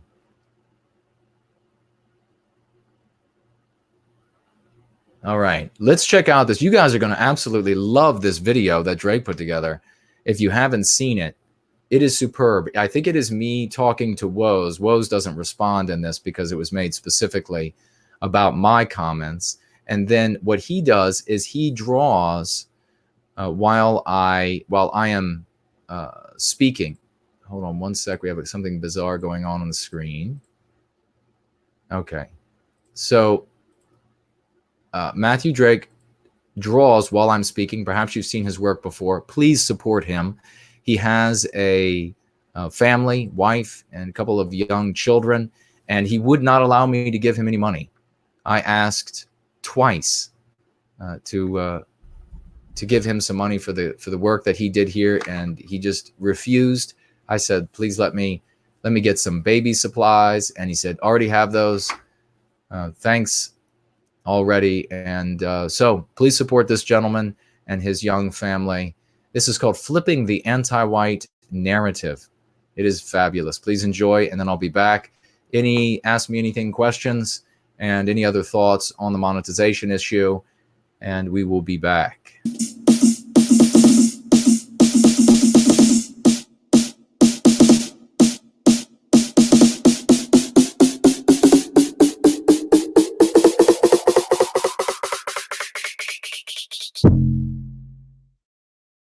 So in the anti-white narrative, what's happening? In the anti-white narrative, the anti-white slur of racist and racism is always on the rise. In the anti-white narrative, anti-Semitism is always on the rise. So we need to not speak in terms, and that's what we talk about with the dialectics and lexicon of going free, not speak in the terms that the anti-white speak, so as to take them out of this narrative. In that narrative, an anti-white or a vague who is villainy signaling to everyone around them, those people are the good guys. They are the protagonists in that story. And so they really feel themselves to be riding in on a white horse and slaying this white dragon that has to be slain again and again and again. So what we do is we turn this dialectic around. We turn this argument around. We turn this conversation around by refusing to speak in their verbiage. And that includes refusing to allow them to say things like racist, stopping them in their tracks and saying, you're not going to use that anti-white slur around me. We can talk about the subject, but you're not going to use anti-white slurs. And to phrase things in such a way that the anti-white is forced to take the position of the bad guy. Now, they won't say outwardly, you'll know when it happens. You'll see it on their faces. When they realize that they have to convince you that you should be white guilted, that you should be victimized, you will see on them that realization that they are no longer emboldened by being able to be the hero in this story, but instead they are, in fact, the malefactor. They are the antagonist in a story that, folks, we are writing. We hold the pen in this story. The only way we are going to save ourselves is to write our own narrative where we are the heroes, we are the good guys, we are the ones who have the glorious past and a glorious destiny that we're going to recapture. If we stay on their pages in the anti-white narrative, there isn't a good conclusion for us. It is sanguinary, because you cannot make amends for a grievance you never committed. And that's what happens. That's where this started for me, and I'll pass it right back, is when I was in junior high school. And I said to my friends, this realization, this epiphany hit me sitting in the lunchroom. I can remember the day as though it's right now. I said to my friends sitting at the table, I said, look, this is just a story. The white children that were at this junior high school, 11 to 13 years of age, two grade years, those children were the bad guys in that story. They were the inheritors of this awful evil from the past that they had to wrap, this shroud they had to wear as penance and making amends, ever kissing the feet of the non-whites around them. Today, we are the bad guys at this junior high school because we are the white students. In the future, the white kids who will be here then, they will be the bad guys at this school. There's no making amends for a grievance that you never committed. It's a position in a story that we are being subjected to, and then we allow them to force us into that role. So this is why I say, and as I say, I'll pass it back. This is why I say, never don the implements, the vocabulary, the emblems, etc., that they have given, the anti-whites have given to the antagonists in their story. So that this particular verbiage that they give you to use, it's like, as I phrased it, it's like you decide you want to support white well-being. And then what do most people do? They look around in the world and they say, well, what does an advocate for white well-being or white positivity look like? Well, in the anti-white narrative, they have these symbols. They talk with this vernacular. They support this kind of government, this kind of economy. It's like they go to anti-white theater and they go into the dressing room and they say, well, what kind of clothes do I have to wear if I'm going to oppose anti-whiteism? What kind of vocabulary do I have to use if I'm going to oppose anti-whiteism? You don't do that, ladies and gentlemen, because not because you're going to appease the anti-whites or somehow placate them. It's not about them. You'll never placate them. If you get in the way of anti-whiteism, they're going to steamroll you. They're going to attack you. This is all about our brothers and sisters out there, the vagues, who they're living their life by the anti-white narrative. So if you don the vocabulary, the clothing, the symbols of the antagonist in that story, they will see you as the bad guy, and all the attendant stories, the movies, the books they've read where these people are punishing the innocent non-white child and all of this, they will think that they will associate that with you. They will think that that's what you represent. We decide what it looks like to look like an advocate for white well-being. We decide what vocabulary we use. Never give in to the anti-whites. So when they come in, they want to use the vocabulary that's used for the villain. They want to use things like hater, bigot, chauvinist, racist, anti-Semite, these sorts of things. You immediately call that down as an anti-white slur. So no, do not use anti-white slurs with me. If we can have a discussion about this, and this is what's important, I guess also, we have to make a distinction. And that is that you don't want to waste your time with someone who is not potentially going to start going free, who's not potentially going to come over to the service of white well-being, to the white positive sphere. If you come up against a person who is vehemently anti-white, break off your conversation with them, say, thank you, have a nice day, thank you for letting me know how much you hate Western kind, how much harm you want to inflict, and move on to someone who can potentially hear what you have to say. So that means you have an audience that is a potential convert to their own salvation, their own redemption. We just had I had a woman reach out to me. She went to she's going free, learning the dialectics and vocabulary. She went to a family party. She had a conversation with I guess it was an uncle, and he tried to use some anti-white vocabulary with her. Some of these anti-Semite or whatever it might be. She stopped him from saying this. No, those are anti-white slurs. I'd like to talk about this with you, but we're not going to use these anti-white slurs. Don't slander me with these anti-white slurs. Immediately refielding that conversation and then being able to talk about these subjects. So the issue is that the anti-white elites, they have sophisticated, brilliant people who, and make no mistake, when it comes to warfare, the most powerful element of warfare is not the bombs that drop, but it's the psychological warfare. It's these manipulative tools. So they want to engage you. They want to get you roped into these conversations about why don't you want to bring in the third world into your country? What are you, some sort of hater? You want to turn the conversation into, why do you want to destroy Western civilization? Why do you want white people to may have a hard time of getting jobs, protecting their children? You want them backpedaling, defending themselves, because they're trying to say, oh, I'm not anti-white. Really, let me tell you all the reasons why. When you get them to that point, you are in a good place. If they don't want to go there, then you're like a salesperson. What is it? We said this before. What is the most important thing as a salesperson that you can potentially know about a prospect? And that is whether or not that prospect is a potential customer. If you know that prospect will never buy what you're selling, then that is the best information you can have, because you can move on. We have hundreds of millions of our brothers and sisters out there with absolutely normal sensibilities like ours that are willing to listen. And every day they are more willing to listen. So in short, to answer your question, it is about refielding and not going into their dialectics, not going into their conversations, because you cannot win there. Those dialectics are specifically crafted for you to lose. That's why the conservatives, the nationalists, etc., they never win these conversations.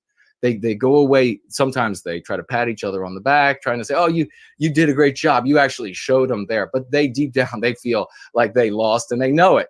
And so many of the folks who have come to serve White Wellbeing, they were there. And now they come back and they say, wow, I'm using these dialectics and this vocabulary, and I'm actually winning these conversations for the first time in my life. So that is what I would say. You strip them of the vocabulary, snatch victory out of the jaws of defeat, and you take it from them, and that's how you win the day.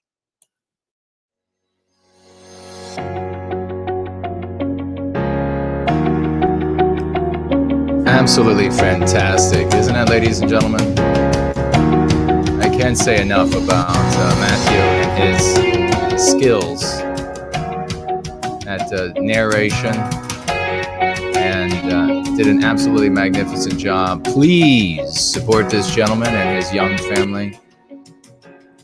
He continues to do great things, and rest assured that there are going to be folks who are going to watch this video, and they are going to make the decision to come over to the service of White Wellbeing because they saw it. And you know what I think is really beautiful today, beautiful about our community, is that I impromptu, extemporaneously jump on here to have a conversation with you all, to do a little bit of brainstorming, crowdsource some thoughts about what's going on with YouTube demonetizing, the great demonetization that took place last night.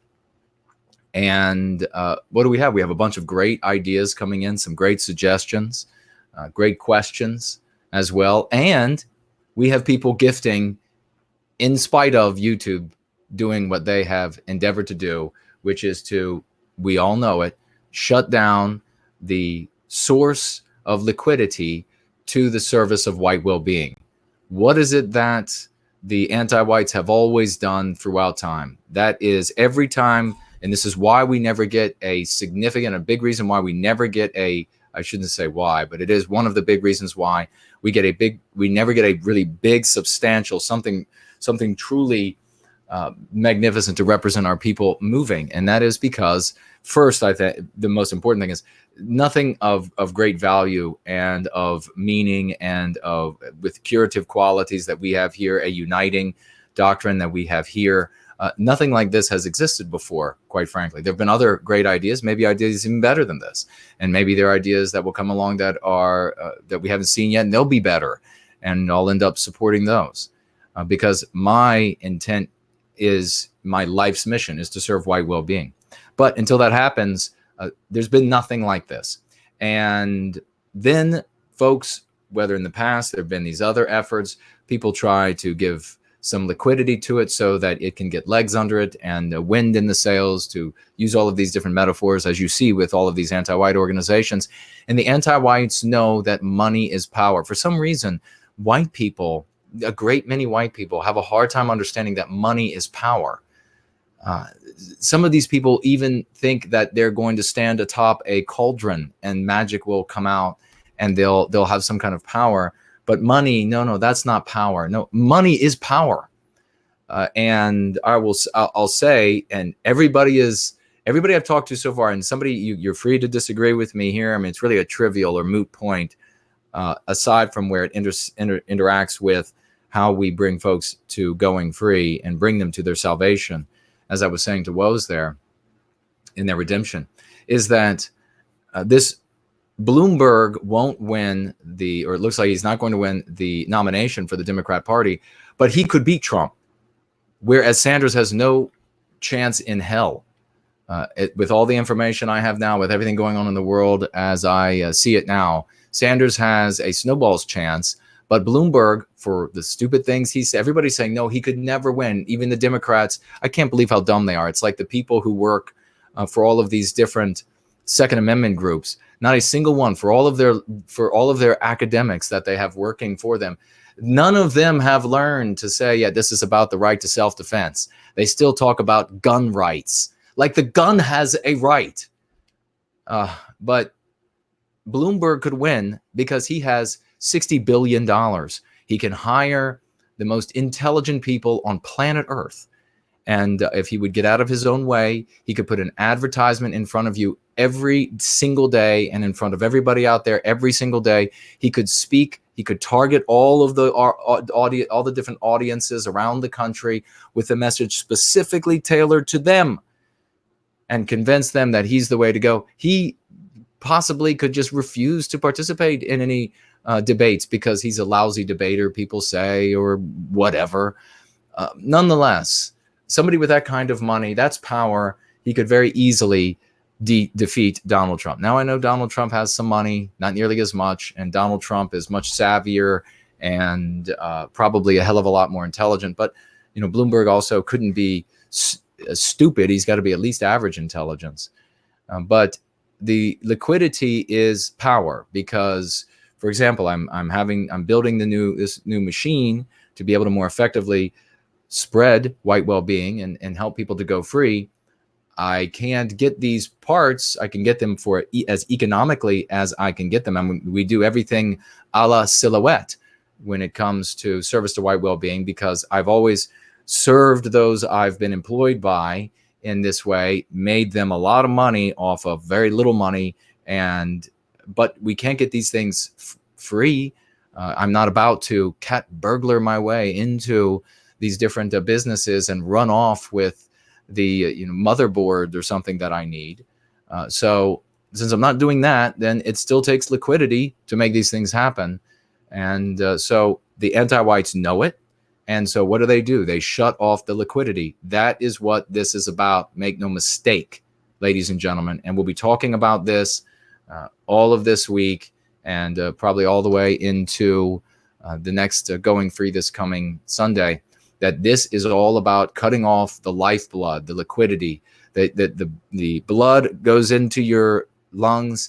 It captures the oxygen from the air, and the heart pumps it through the heart and out into your system because the organs need this oxygen-rich blood. And that is like, you can think about that, the liquidity, the dollars and cents. That is the same thing. It needs the oxygen-rich blood to keep these things functioning properly. If the anti-whites can asphyxiate a person, they can deny them the oxygen they need for those organs, their brain, their liver, their heart, all of this, and they die.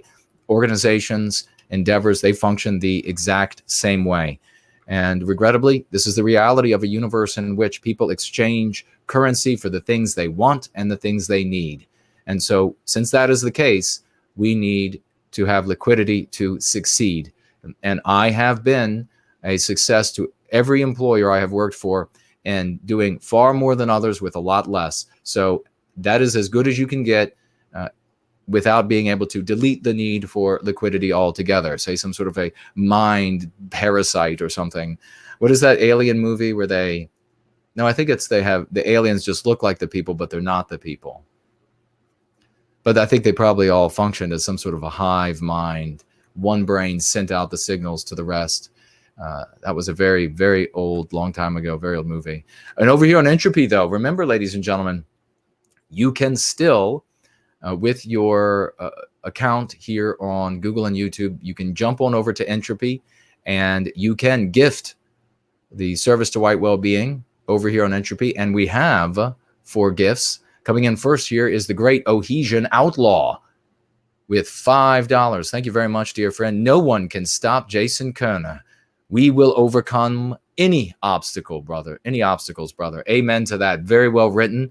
And thank you for the passion there that I can hear and read in your words. That's magnificent. And then again, Ohesian Outlaw, gifting $5. Don't delete anything. They will screw you in a different way a week or a month down the road.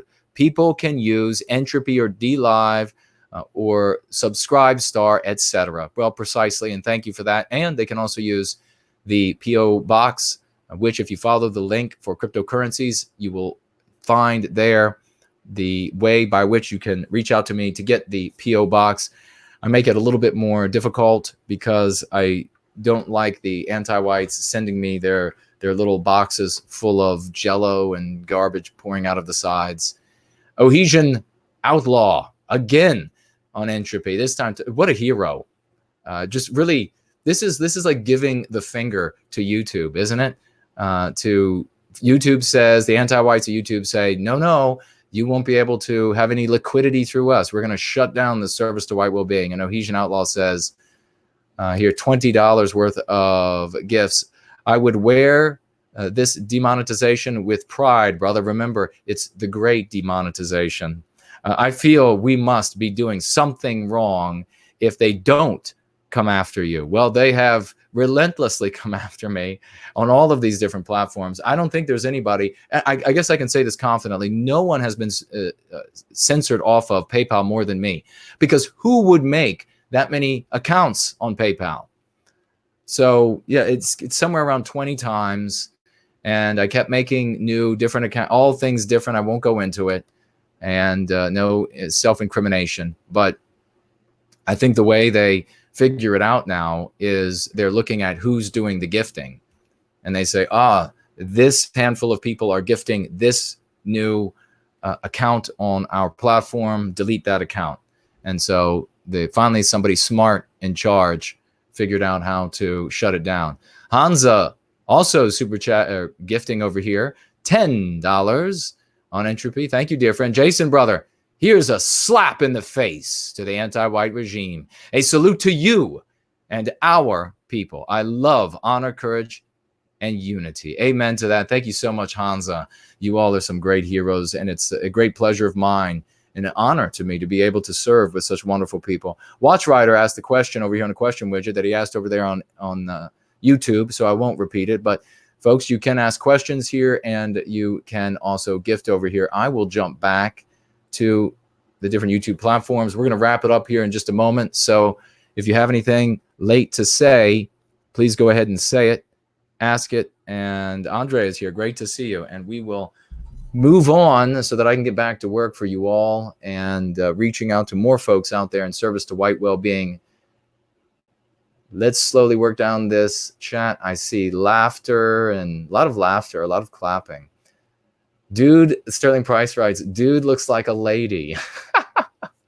Shh, we don't tell anybody because this is a secret. I said I would never tell anybody that he had told me how hot that lady was, and it was actually a young man.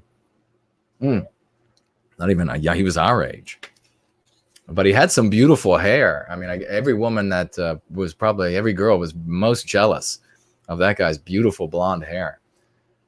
And he didn't do anything manly with it. So that was, but he didn't look like, he looked like he was a regular guy. He just let it grow, and it was just grew out beautifully for him. So maybe he should give to that Locks of Love, to the cancer. Justin Lee said, okay, we got that comment. Zero Talon, got that comment.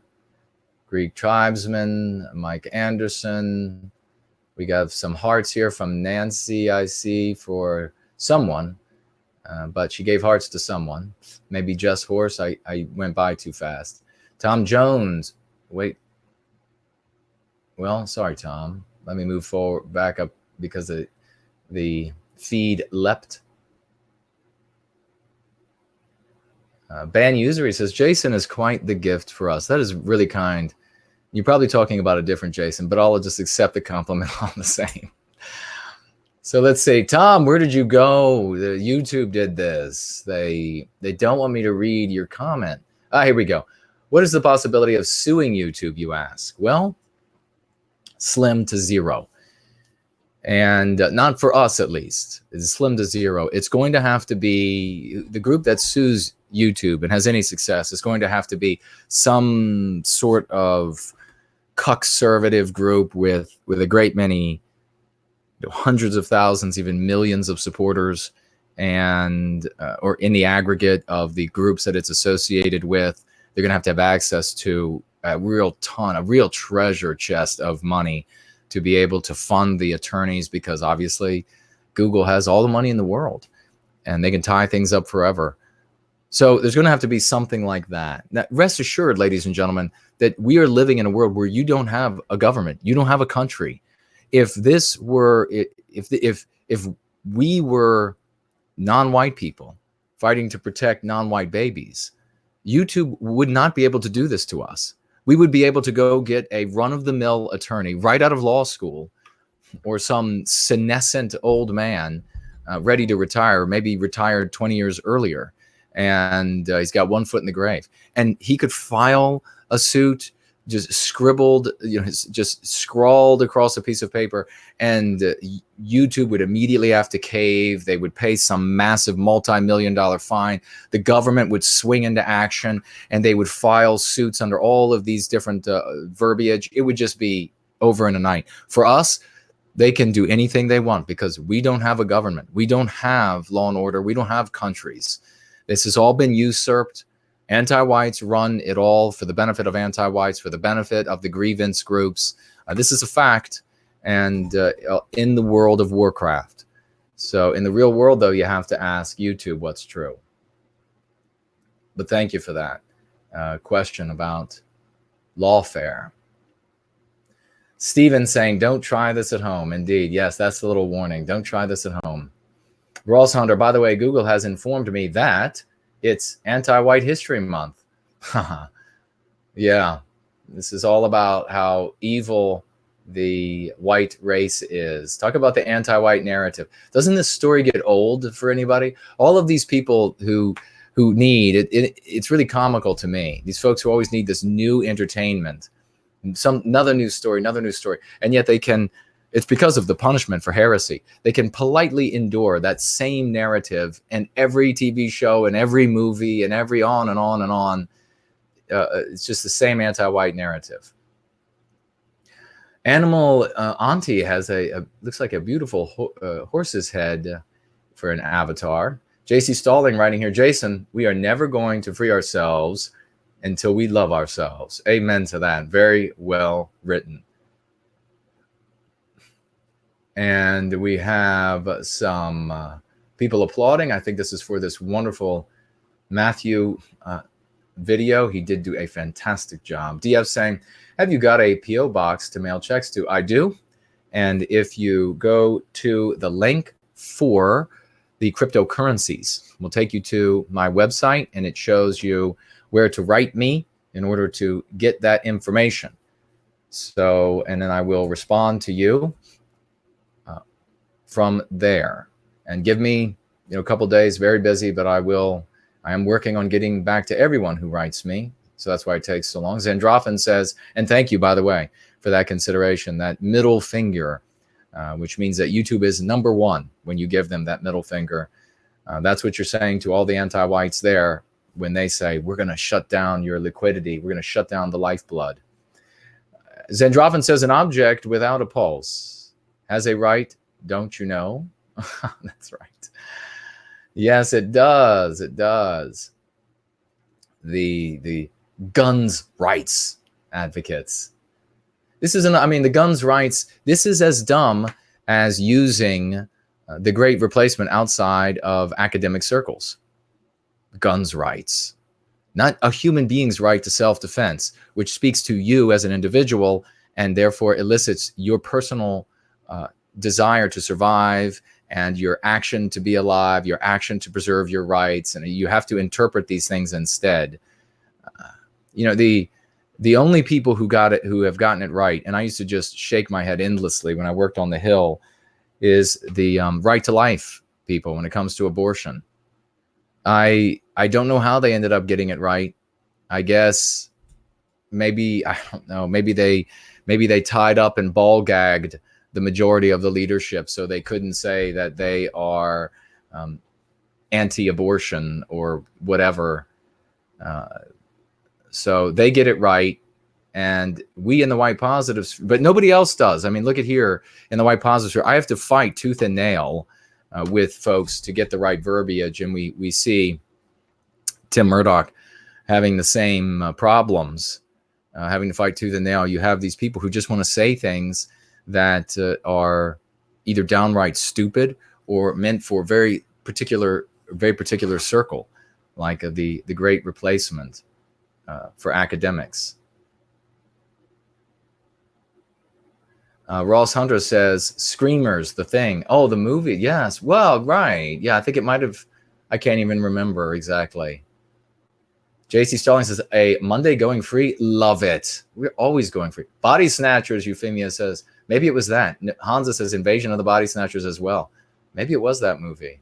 It's been so long.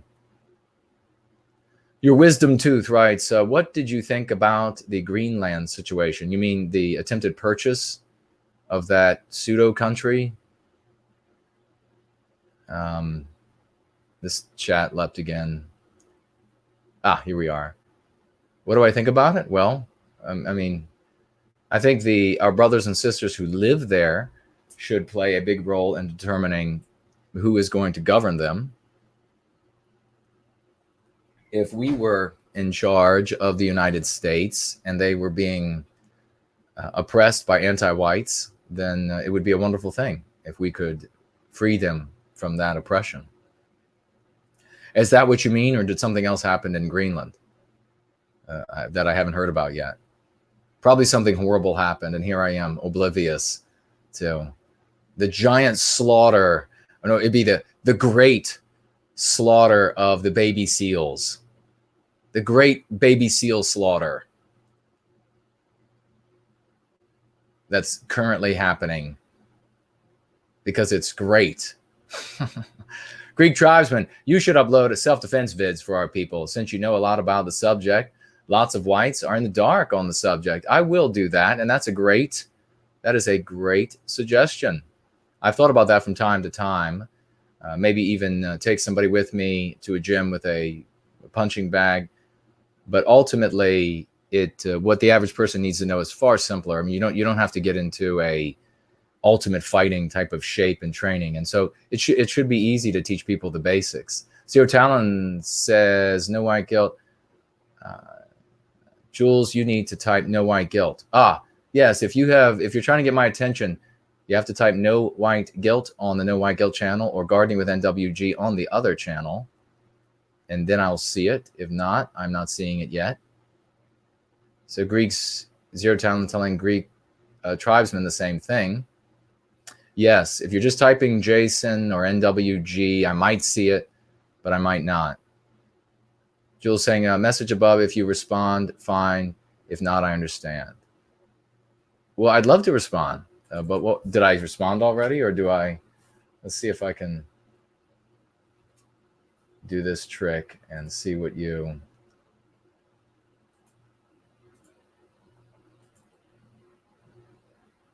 How do you respond to a family member, immediate family, niece, who will be marrying a non-white in the future? I disapprove. Sad.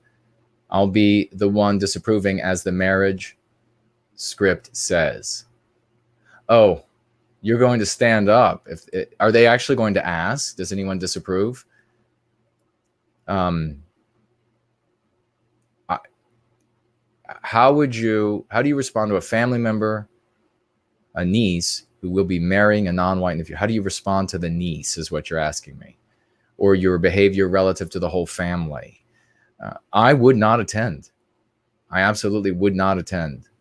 And I would, if they are asking RSVP, I would write back and I would say that I object to biological, or as I imagine you'll be having children, I object to biological white erasure.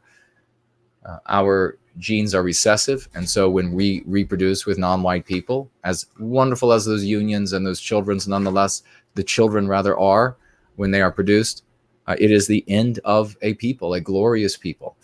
And that is a tragic thing. And I am absolutely as moral as a person can be by wanting to preserve who and what we are. So I object to this union. Congratulations on getting married. Have a nice life. And I won't be part of that life unless you all want to, unless at some point in the future you decide to go free and embrace white positivity, embrace service to white well-being. But if that's the case, then I encourage, and maybe you could also write in the RSVP that you encourage them to adopt rather than have their own biological children for the damage it does to our people. This is how I would handle it. And if she's almost assuredly anti-white, and not just, obviously it's possible that there are white people out there, fall in love with a non-white person. But how often could that actually happen? Where do you find white people who are not motivated by hating themselves to escape who they are by dating non-white people, by having sex with non-white people, by reproducing with non-white people? I mean, this is why the majority of them are doing it. Where do you find white people who don't hate the white race, who don't believe all of these things? Now they'll say, well, I don't hate the white race, but do you believe that whites are responsible for slavery? Do you believe that whites are responsible? And run down the list. And well, yes, of course they believe all of that. Well, then, and you think the white race owes something. You think you have to make amends, right? The white race has to make, well, yes, of course they have to make amends for all of this. Well, then voila, you're doing your damnedest to make amends right now with your life. But even that being the case, there's a possibility that white people meet non-white people, they fall in love. It has nothing to do with their self-hatred or white noir or whatever. But I would, this is how I would handle it with this young lady. She most likely is trying to escape being white. And I wouldn't be surprised to hear that she hangs up non-white art in her home. These people that I have known, such a massive percentage that have engaged in these biologically white erasing unions, they adorn their home with non-white art. They embrace the non-white person's culture. Now, their biospirit. Now, we do have people, and we love them, that at some point in their life, they got married to a non-white, they fell in love, it was or whether it was without self-hatred or with self-hatred. Then later in life, they discover going free, they decide to be white positive, and in some cases, even their non-white partner decides that they want to be white positive too, which is, they shouldn't they? I mean, we don't want to say the person is married to an Arab person. Nobody wants to see Arab people cease to exist. So if the Arab people were on the verge of ceasing to exist, the white partner should object to that. But Arabs are exploding in their numbers, and some of them exploding in other ways, but they're exploding in numbers. White people are disappearing rapidly. And so the non-white partner should absolutely object to this. They married a white person, for God's sakes. So my guess is, though, this young lady is probably very anti-white, and I would turn my back on. I've turned my back on family members. I've got no problem with it. I have nothing to. They're not family to me anymore, and I am much healthier for it. And you will be healthier for it as well. But don't shut the door all the way. You never know what the future might hold. She might decide in the future that she actually wants to go free. Thank you very much for that question. These are challenging things for people in this day and age of the anti-white narrative. We all have this going on in our families. We all have things that we are embarrassed of or ashamed of. And that's why this is a movement of redemption. So thank you very much for that question. Let's keep moving here. And then we will wrap up.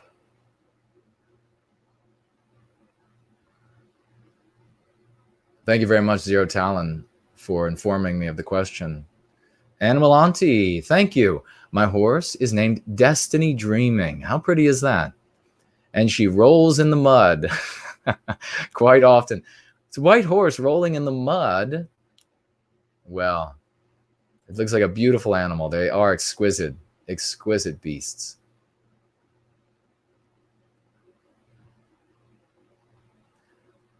Jules says, thanks for responding. I will not be attending. Thank you, brother. Yeah, and politely let people know. Don't just not attend. Don't let them think, oh, that you were sick that day, or you're the moral one here. You politely can make this message out to her. You don't want to ruin the day for this person, or by show up and then curse them out or something. But write the RSVP, or just write a letter and say, here are the reasons why I disapprove. Have a nice life. Timmy says, no white guild, with arrows pointing toward it. Thank you so much. Mr. Booga, so as of now, do you see any possibility of our memberships being reinstated, or is it up in the air for right now? It's up in the air, brother. They could be reinstated. They might not be reinstated. I think I'm leaning away from deleting things to try to get it reinstated. I will probably, since there shouldn't be any issue by appealing it, I will probably just appeal. And we know what happens most often when you appeal, but I will probably appeal, and then who knows? Maybe they'll restore it with the appeal. I will make a convincing case, and as I am wont to do, and we'll see what they say. But that is all we can do. So I will, at this point, it's going to be an appeal unless something radically changes and people bring some other information to my attention. That's going to be what it is. Angharad Celtic, good seeing you. JC Stalling, they can take away our memberships, but not our hearts. Beautifully written. Thank you for that. They absolutely cannot. We get stronger by the day. Angharad Celtic says, dance, make it rain. I did dance, ladies and gentlemen. If you want to see yours truly dancing, you can watch the third part of the party. And I don't know, maybe this coming Sunday, I'll play it on the Going Free stream as well, where I dance a bit. And I had to leap over barrels to put those segments up on YouTube, because obviously you can't play this copyrighted music. So what I did was I took one of Donald Kent's songs, and I played it in the place of a GNR song and something else that I actually danced to. And but it's close enough. The beat is close enough. And then also at one point we're talking during music, and I had to add some siren sounds, so you couldn't quite make out the song that was playing in the background, because once again, that would be a strike if you could make it out. But otherwise, yes, I can make it rain by dancing. JC Stalling, and they took away our super chats. Yes, it is the great demonetization. Just like the great baby seal killing that is happening right now, potentially in Greenland. It is taken away. Monetization on this channel is taken away. Now, let me ask you all this, really, before we check out and I get back to work for White Wellbeing. Did any of you ever see ads play on my... No ads should have ever played on my channel. And then I immediately wondered this when I began receiving the messages at dawn about this. I've always made sure that no ads would ever play. Not at the beginning, not in the middle, not at the end, so that you all could just watch. Did ads ever play?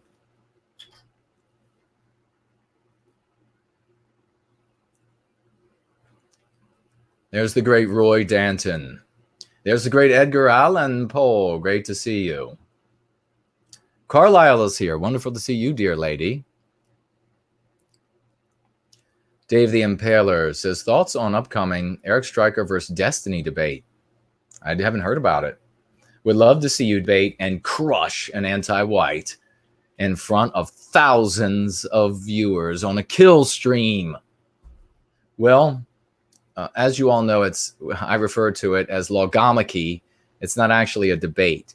See, like we could have a debate. You know who could debate would be me and Tim.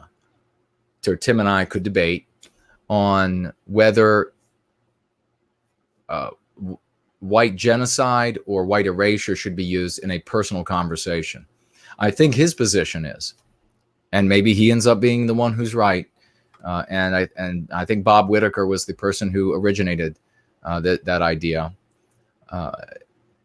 But my position is white genocide is best used in an impersonal way. So on a billboard, or you put it up on a message board somewhere and you don't say any more.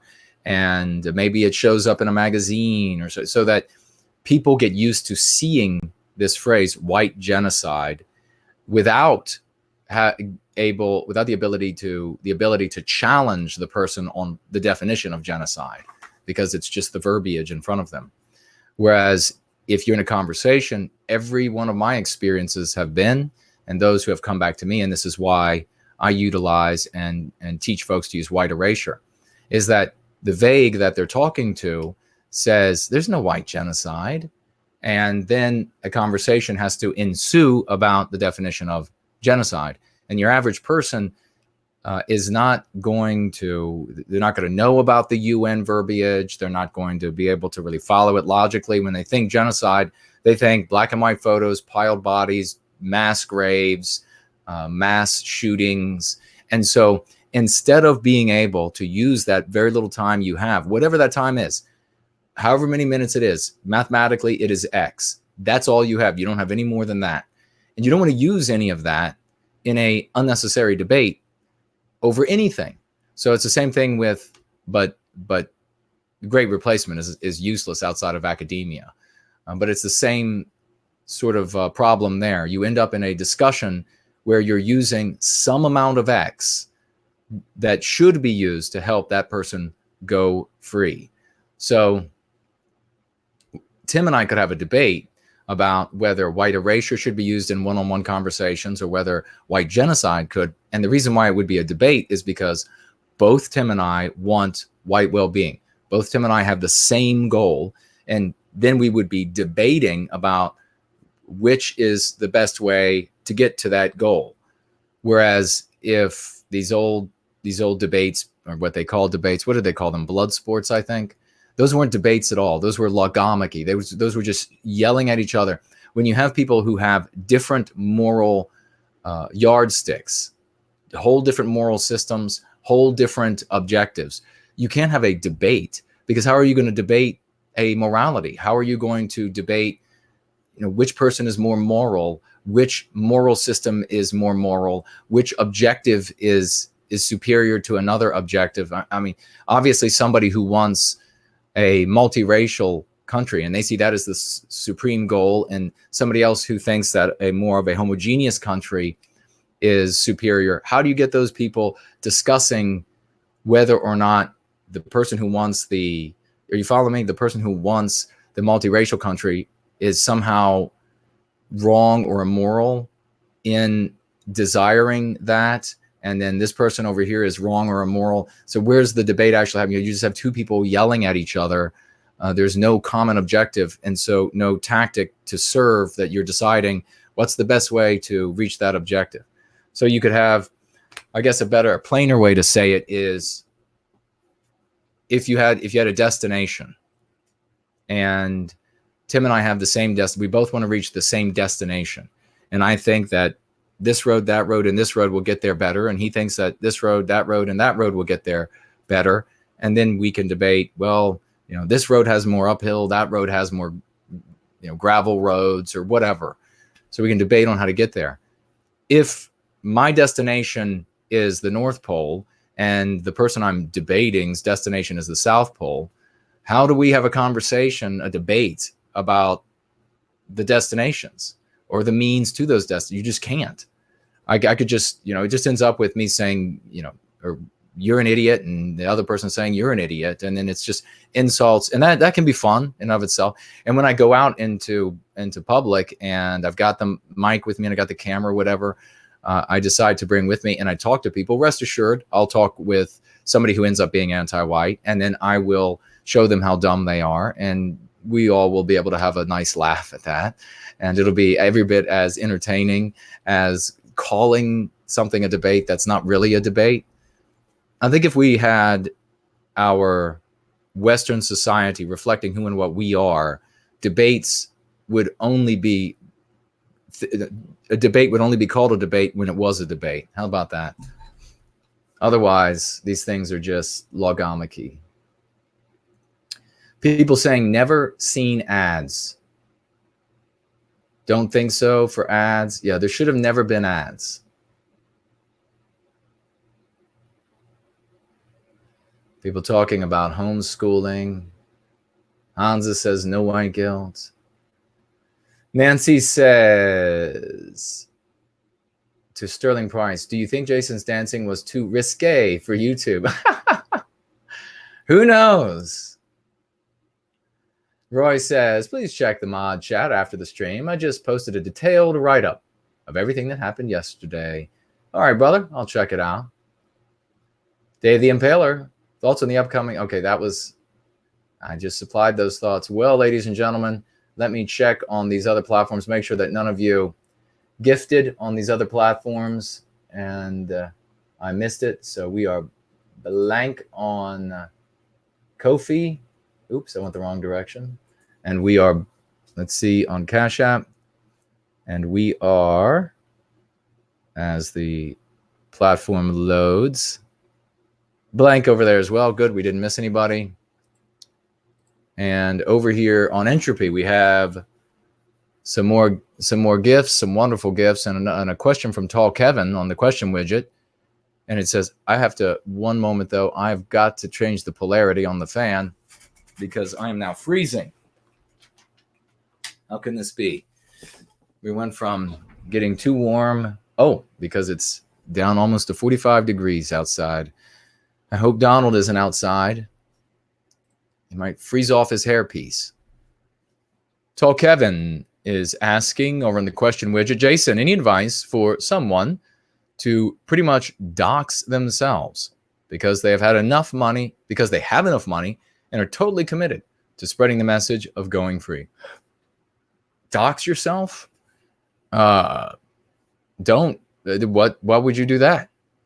I advocate in Go Free that, in fact, you create a brand new nom de guerre to practice everything that you're learning in Go Free on different message boards, and you write newspapers, even though they'll never print the things you write, and practice these different things so that you really can indulge your practice effort, your practice time, without having that inner fear of heresy kind of holding you back a little. And that's important. It is critical that you do that. You will gain nothing by doxing yourself, and you'll just live your life wondering about, and if you can handle it, that's fine. I mean, I've been fine, but you'll be wondering, when am I going to get fired? When is the employer going to find out? When will I be called into the office? And my advice for those out there whose names and identities are already out there, first of all, it's not a lifetime thing. The population is massive. New things are happening all the time. You will kind of sink back into oblivion. But otherwise, Tall Kevin, there's no need, no real threat, I guess, putting yourself out there. But there's no need to either to put out your name and potentially lead some unsavory person your direction. So I encourage nom de guerres, my friend, and keep on doing strong for white well-being. But if you ever get to that point where you want to be public like I am. First of all, you don't have to be, I guess, use your real name, even if you're public, as I am. But I think if you do, if you go out there and you're not afraid of your real name making it out, but you're still using your nom de guerre, then when it happens, when they find out your real name, then you'll just shrug your shoulders and just keep moving on. Maybe, you know, what the cool thing to do would be to use a nom de guerre that in some way is maybe the mirror image of your real name or something, so that if they do dox you, some way, you know, it works. And not just a matter of using all the same letters, but there's probably something really creative there to do. But those are my thoughts on that. But keep doing what you're doing, man, because you're growing fantastically. We have over here Dan super chatting, or I'm sorry, gifting. Sorry, tax man, gifting 50 hopping koala dollars. Thank you so much, dear friend. Writing, hello, brother. I don't know if you've seen my reply to your message. I know you're a busy man, so I'm just letting you know that I'm working very hard at improvements and will email you soon. I saw that you had replied, good sir, and I have you as one of those that, just like everybody else, that I'm going to open your message and respond to your response. And so thank you for that, and thank you very much for that very creative 3D image for the after party. We will share that with folks whenever you're ready for that to be shared. And thank you for gifting here over on Entropy tonight. Tall Kevin, gifting as well, $3 Canadian. Jason, just remember, the blood of conquerors and kings run through your veins, and you are the perfect embodiment of our people's shared heritage and our biospirit. Your streams are the reason I'm not drunk right now. God bless you, Kevin. That is magnificent testimony. And thank you so much. It's very humbling to have you say that to me. I consider it an honor to be able to serve White Wellbeing with good folks like yourself, everyone that's here tonight. That is a brilliant testimony, brother. Thank you for that. And we have over here, how do you pronounce this? Daderga? Gifting $25 on Entropy. Demonetized, and that is the great demonetization to you. Well, then, all the more reason to toss some coins toward a good cause. Very well said, my friend. Thank you so much for giving the bird, as we say in the United States, to the anti-whites at YouTube, telling them exactly what you think of them, that they are number one. And ladies and gentlemen, I think that's it for tonight. If nobody else has any questions, I'll look really quickly at the two YouTube platforms, and we look good over here. And we will check here. Thank you all so much for gifting tonight. Everybody who had ideas, recommendations, interpretations. And thank you all so much for that. And for those of you who are listening live now, if you come up with anything else you want to put it in the thread and grab my attention, please do so. Or for those who are watching in replay, who didn't see this live, and you have some ideas, interpretations, recommendations, please leave them in the thread. Grab my attention, write my name in there, and I will see them. And I may respond if I have the time, but I will, I guarantee, appreciate the time you spend in reaching out to me. Roy Danton, I just received a message from Entropy developers. They thanked me for my report and said they will fix it right away. The great Roy Danton, ladies and gentlemen, figured out an error over on Entropy that the responsive team at Entropy are going to get right on top of fixing, and that is that messages that are beyond a certain letter count do not show up on the gifting widget. And so we had a case yesterday, and with Brant Danger, his gift did not show up because he had written a message that was too long. So if that happened to any of you, deepest apologies. It is a technical thing that at Entropy, the good folks are going to fix. Zero Talon writes, this does not solve the problem of getting the comments onto another platform, but it's a start. Well, thank you, brother. We will find a way to make this happen. We do have everybody's comments on YouTube do show up on Entropy. And in fact, you can also write comments on the Entropy comments widget. They appear there, but they won't appear on YouTube. Spike S writing, what's the new poster you're talking about on the wall? This is my normal pawn that I have up defeating the white pawn, defeating the black king, has nothing to do with race.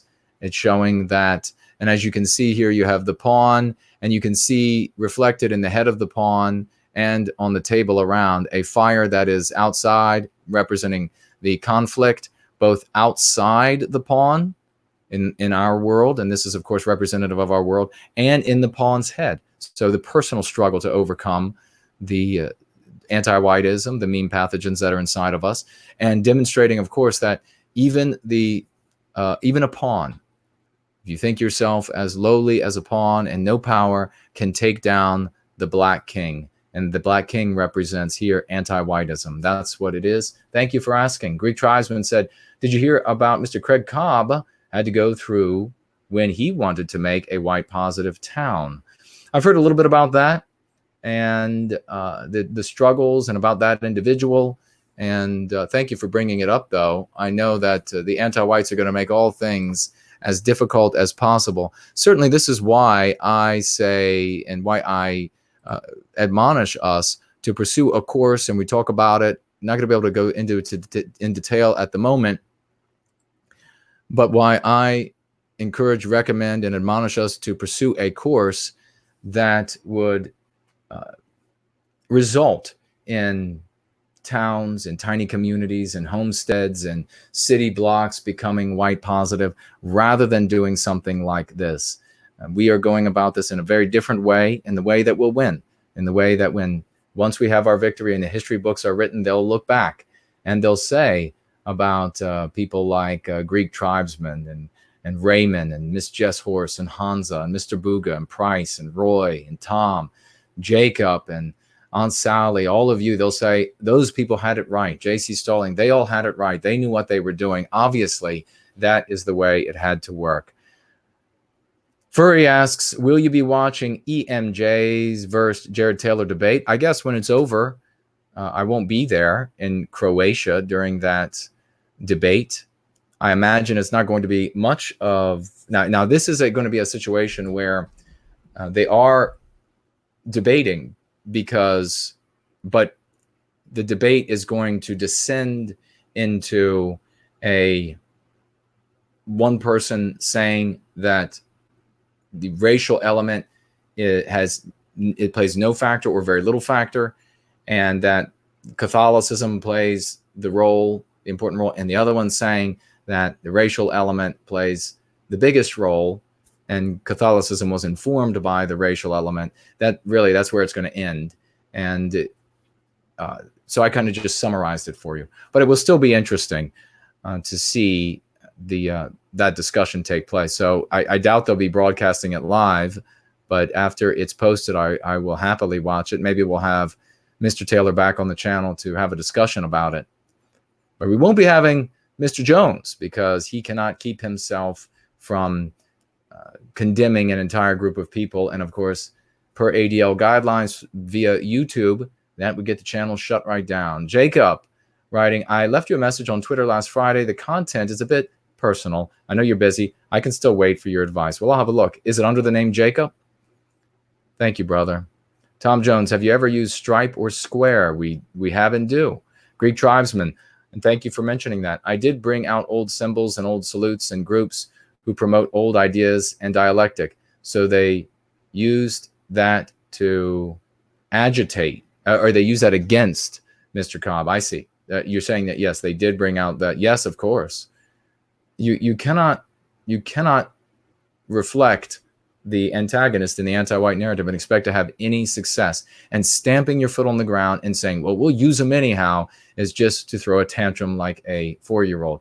Jacob says that is his name on Twitter, so I will have a look. Thank you all so very much for being here with me tonight. And remember to jump into that thread if you have any other thoughts about what we could do and what we are doing and what we can continue doing and what we talked about here. Anything else that you think I should know or consider as we are moving forward with Going Free. And I look forward, before we say that, I saw another comment come in. Yes, Cree Tribesman is saying the way you're set up, no one can point to anything wrong. And the best part about that is that when they look here and they say, well, this is anti-white slur, our regular white brothers and sisters out there in the world, they see that and they say, wait a second, just wanting to protect white children, being a normal white person, somehow there's something evil or wrong with that. And then they rescind their loyalty to the institutions that speak in that way. That's what we lacked in South Africa. That's why we are losing and continue to lose there. That's what we lacked in Bulgaria. That's why their Supreme Court just said, no more marches for you, or you go to jail.